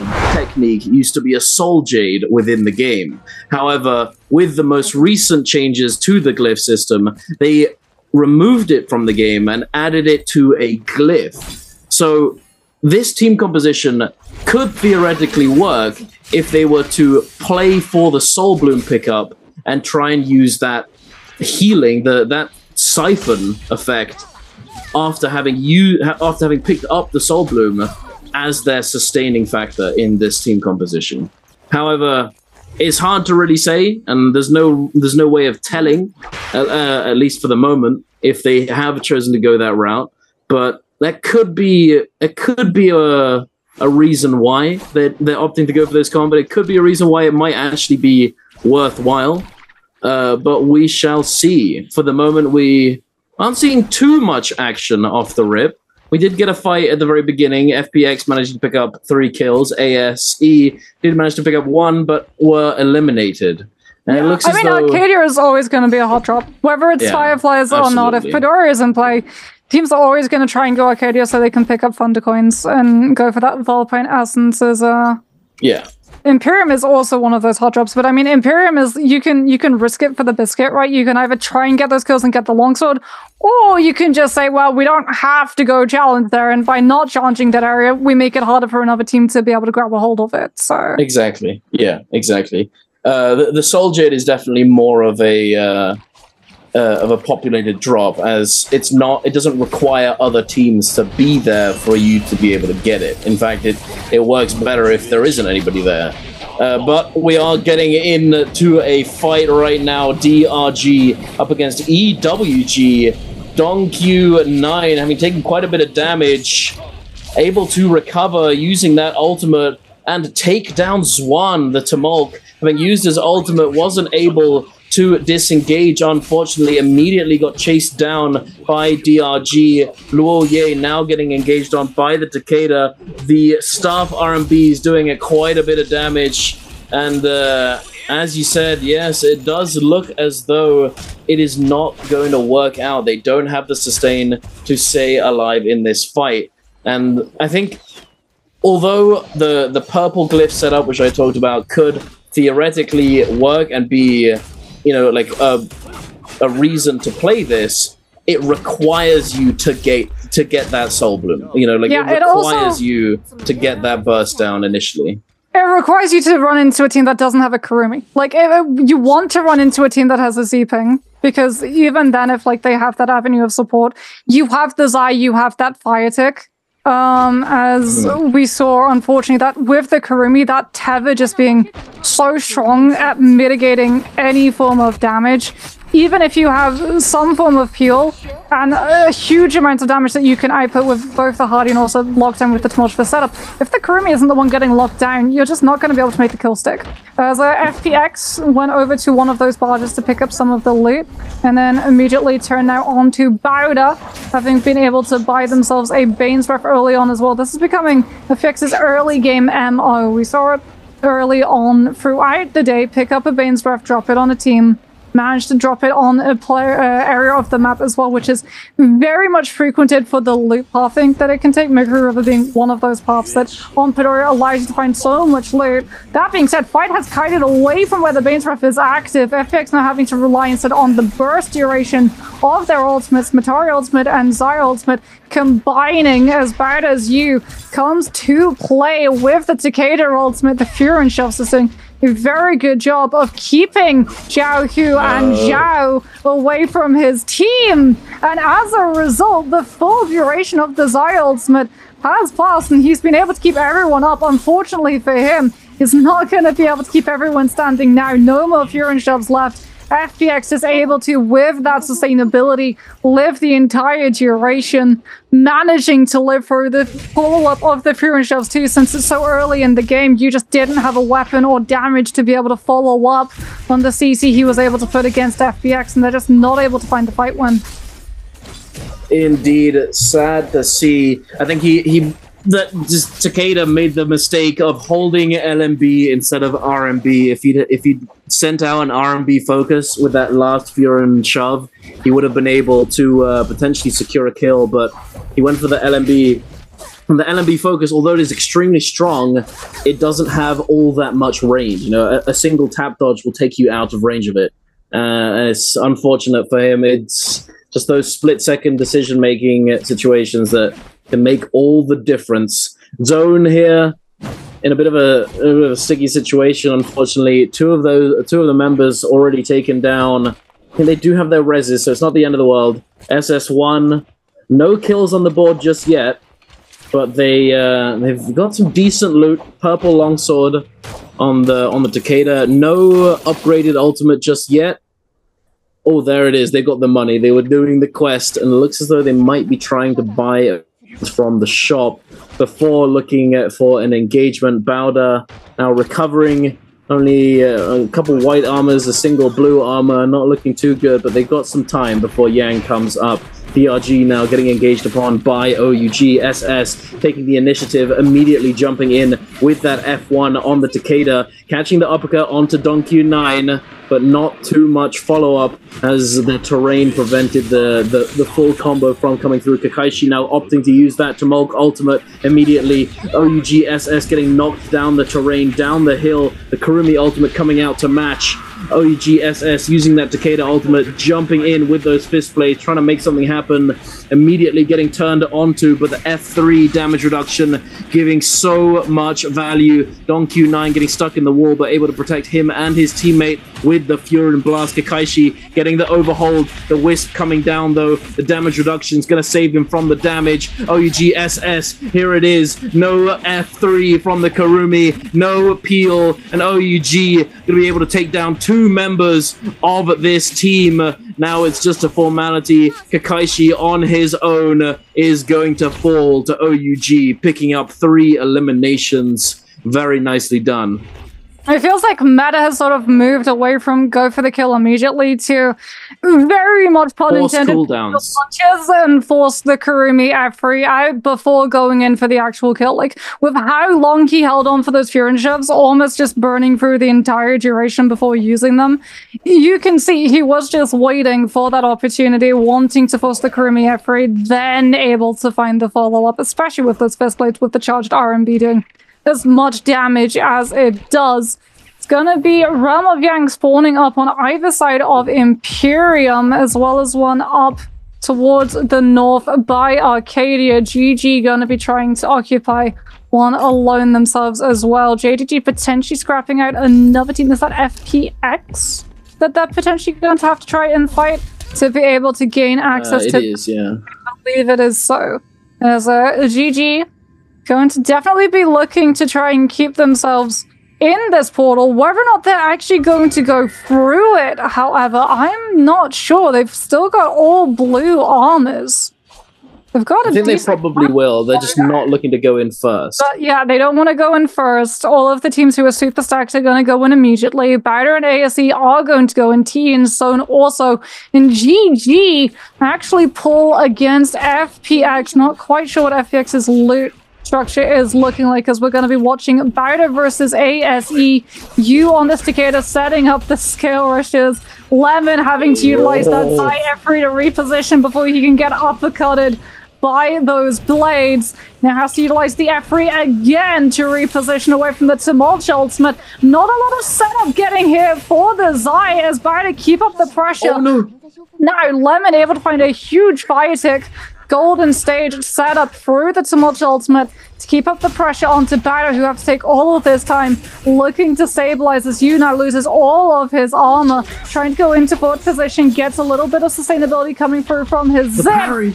Absolutely gets cleaven into. He's still got Furin shoves. He's got one left to his name. Manages to put himself onto the pillar to be able to scare us. Uses the last Furin shove to try and set up for his player to get out of dodge, but Yuran has still gone down. Peak without armor is also now getting focused. Yu's trying to keep up the pressure onto ASE's Water, who is going to go down to those dual blades, making it a 2 versus 1, but Yu tries to set up another focus strike, and it gets red, gets parried, manages to pick them up yet again. He uses the focus strike to avoid the grapple, but gets parried out of it by Corky, and that's gonna be ASE walking away with the win. It looked like you had done enough to save his team, but unfortunately that Zai V2 just lasting as long as it did was just something that they weren't able to deal with. As in the other realm of Yang, T and Sona still going head to head on with this Kyle and throwing out the charge hits off this fan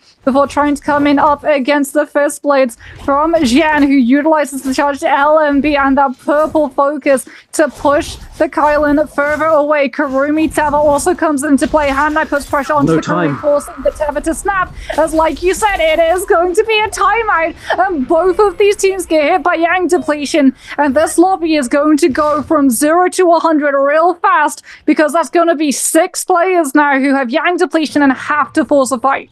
Indeed there are. Well, actually, it's going to be 12 as the other two the other two Yang fights did obviously take place. That is quite a lot of Yang depletion. Lemon now being caught up. One of those winners of Yang now getting immediately bursted down, having used the F3 off the rip, almost died, but the zipping F coming in to save his life, and the Matari ult as well to reactivate the F3, now activating the ultimate. Lemon trying to come online here, getting that V2 damage off, but then going straight to the sky. The Hardy Cube coming in clutch, able to take them out of immediate danger. Lemon still swinging, still throwing out these whips, trying to get as much value as possible. Goes for the parry, doesn't find it, gets dropped down on top of by LXM with this golden pulse sword. The fire damage coming through as well. Han now coming into the fray, has that Kylan ultimate ready to go, looking to try and run it through all of these players, but the stun is gonna come down. He hits into the sign. Thankfully, though, no immediate follow-up is going to come through onto him, so he is going to stay healthy, and he did still have his ultimate up, so no danger, but a bit of a blunder that could have cost them a potential elimination here, and wasting time on that ultimate. GG now looking to come into the fight as well. Ace, Corky, Water getting a little bit of damage. FPX coming in now as well with the Yang depletion. All of the teams just showing up. Imperium, Grief City, Planet of the Apes. It's just getting oogly. Zhao trying to take down Water, dashing through. He's trying to disengage, but no, he realizes that it's not worth it. The Million Birds Might is going to save him regardless. So there's no point in trying to prolong the inevitable. JL, however, now turning up. No eliminations on the board just yet, but they do have the Draco Storm, so that may change very soon. FPX now getting hard engaged on. Tessa ultimate coming through. The silence as well, but able to get the ultimate off to use the F3 to disengage yet again. Now trying to kite it out. TXJ still looking for the chase down. Has F2, but only 2 grapples to his name. Not the best place to be trying to take this fight, as with this building being so massive, there are so many kiting paths that are going to prevent the onslaught that is JL in this situation. I mean, we said when multiple teams get hit by Yang depletion, especially when there's a timeout, that aggression just ramps up exponentially, and unfortunately it's still going. EWG are probably going to lose their Zeit. Yep. There she goes, and this is the second realm of Yang about to spawn on up, but so many of these teams just blitz through all their ultimates.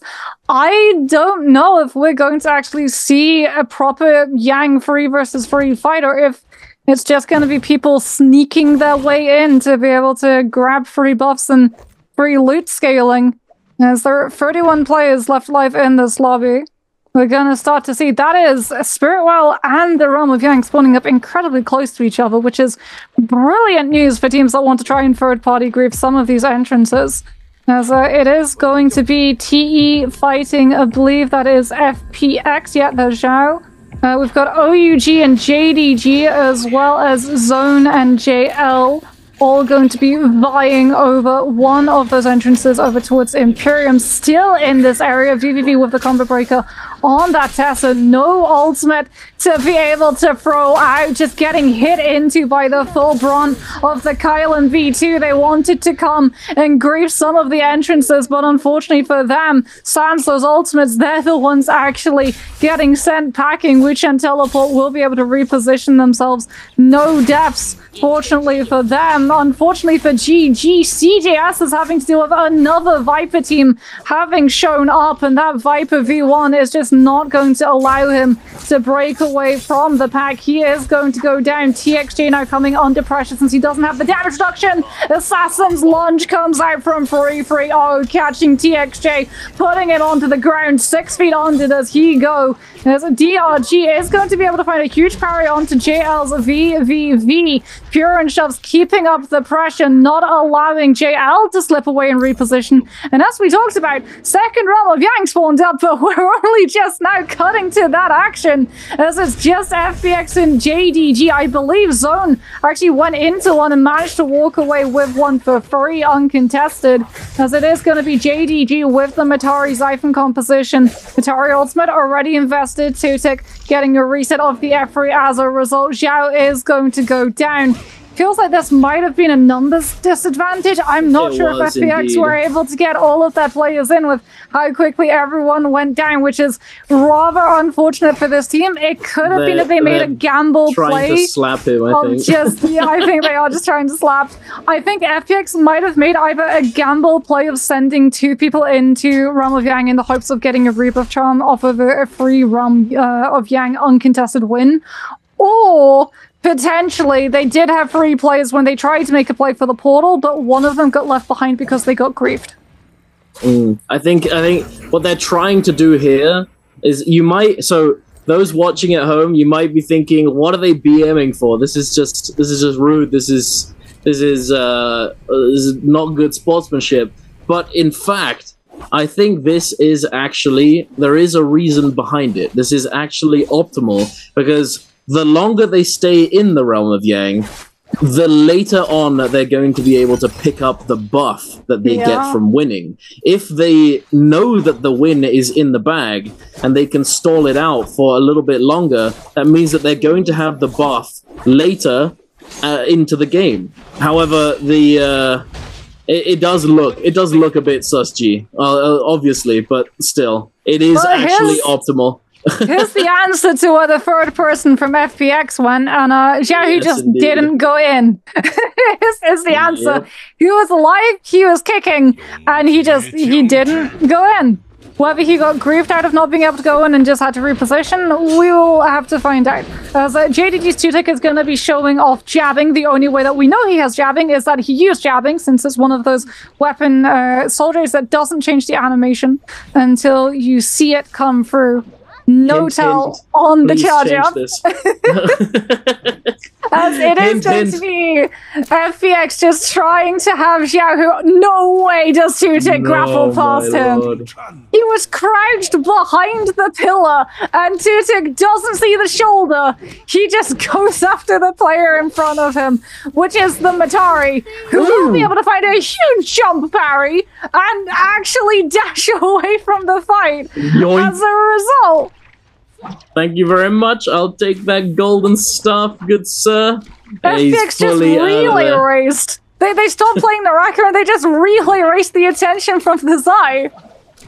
Oh my goodness. This is there's a bit of a clown fiesta going down here. Xiao, who actually in the background while this is happening is being engaged on and losing quite a lot of his HP, forced to use that ultimate, but still alive. He's over here in the thick of it between JL, One Feng, EWG, DRG, GG. Is Xiao who's just gaming on his own. Yeah, he's not even the first person from FPX to go down. He's still alive. Yeah, I think he got a soul bloom as well. I don't know what happened over here, but he's managed to stay alive. Unfortunately, the Matari that we were watching did get eliminated. The Zai Xiao here, FPX Xiao, is still alive, but does need to cleanse the Yang depletion. It looks as though they immediately went and purchased a Rebirth Charm as well. So they're able to immediately resurrect Jun. No problems here. Get the Soul Bloom and get the loot for Jun as well. They are very happy with themselves. This was just so backwards and goofy, but it's managed to work out for them regardless. I mean, I'm not sure if it's working out for them any longer. DRG, see the team. Stacked. Yeah, OUG and as well in the mix. Zone. OUG also coming through. Karumi gonna be dropping that armor circle. Still has one recast as well, just to make sure that everyone from DRG are gonna be able to live as long as possible. Corruption takes damage, ignores shields, and just goes straight to health bar. So as a result, when you're fighting inside the Corruption takes damage, Karumi armor circle is pretty important to make sure that the armor stands up and you don't start taking melee damage to your health bar directly as well. As off of the back of that, DRG will be able to survive. That being said, the fact that 2 teams showed up to try and contest FPX has brought FPX out, and they've been able to recover all 3 of their players, cleanse the Yang depletion, and continue on their merry way. Not so merry potentially, as Zhao has to utilize the F3 to just try and run further away from JDG, who'd also showed up and shown attention. Zhao, who gets caught in the corruption, takes damage and goes down as a result, and it does look like Zhao is going to be following him very shortly afterwards, as all of the teams who were fighting inside the corruption continue to fight FPX outside of it as well, and where FPX just didn't get a moment to be able to break away and stabilize, except for that one player. As no surprises, Mitaru with the dash has the ability to get herself out of dodge and reposition entirely. Indeed. We've got so many players lurking around here at the edge of the zone. Got GG sitting atop this cliff face, but only with white armors and not looking to take an engagement at the moment, I don't think. Would not be wise, especially in the face of JDG, who, I would like to add, has now managed to take the first place away from JL, considering that JL has fallen flat this game as well. After having done so well earlier on, they've just not been able to continue onwards in the remaining couple games of the series. DRG now doing extremely well to lock down OUG in this tight situation, but perhaps because of the terrain they were able to do exactly that. The Takeda ult essentially covering the entire area that they were in, but SS1 now taking the initiative, immediately engaging onto this team, having had their ults forced out. They're able to catch them while they are weaker. However, Dong Q9, I think he does have a Karumi, so this is recoverable, and the terrain is decent, so it might be possible. However, I don't know if these teams are going to let that happen. Kakaishi now getting caught. He almost has his ultimate available, but he can't get it off. Just full staggered, fully juggled by ASE's Lemon. The Golden Staff doing up quite a bit of damage, and they're able to make it out alive as well. CJS coming to the mix. I'm not sure what he's doing there. I'm not sure if he's on his own either.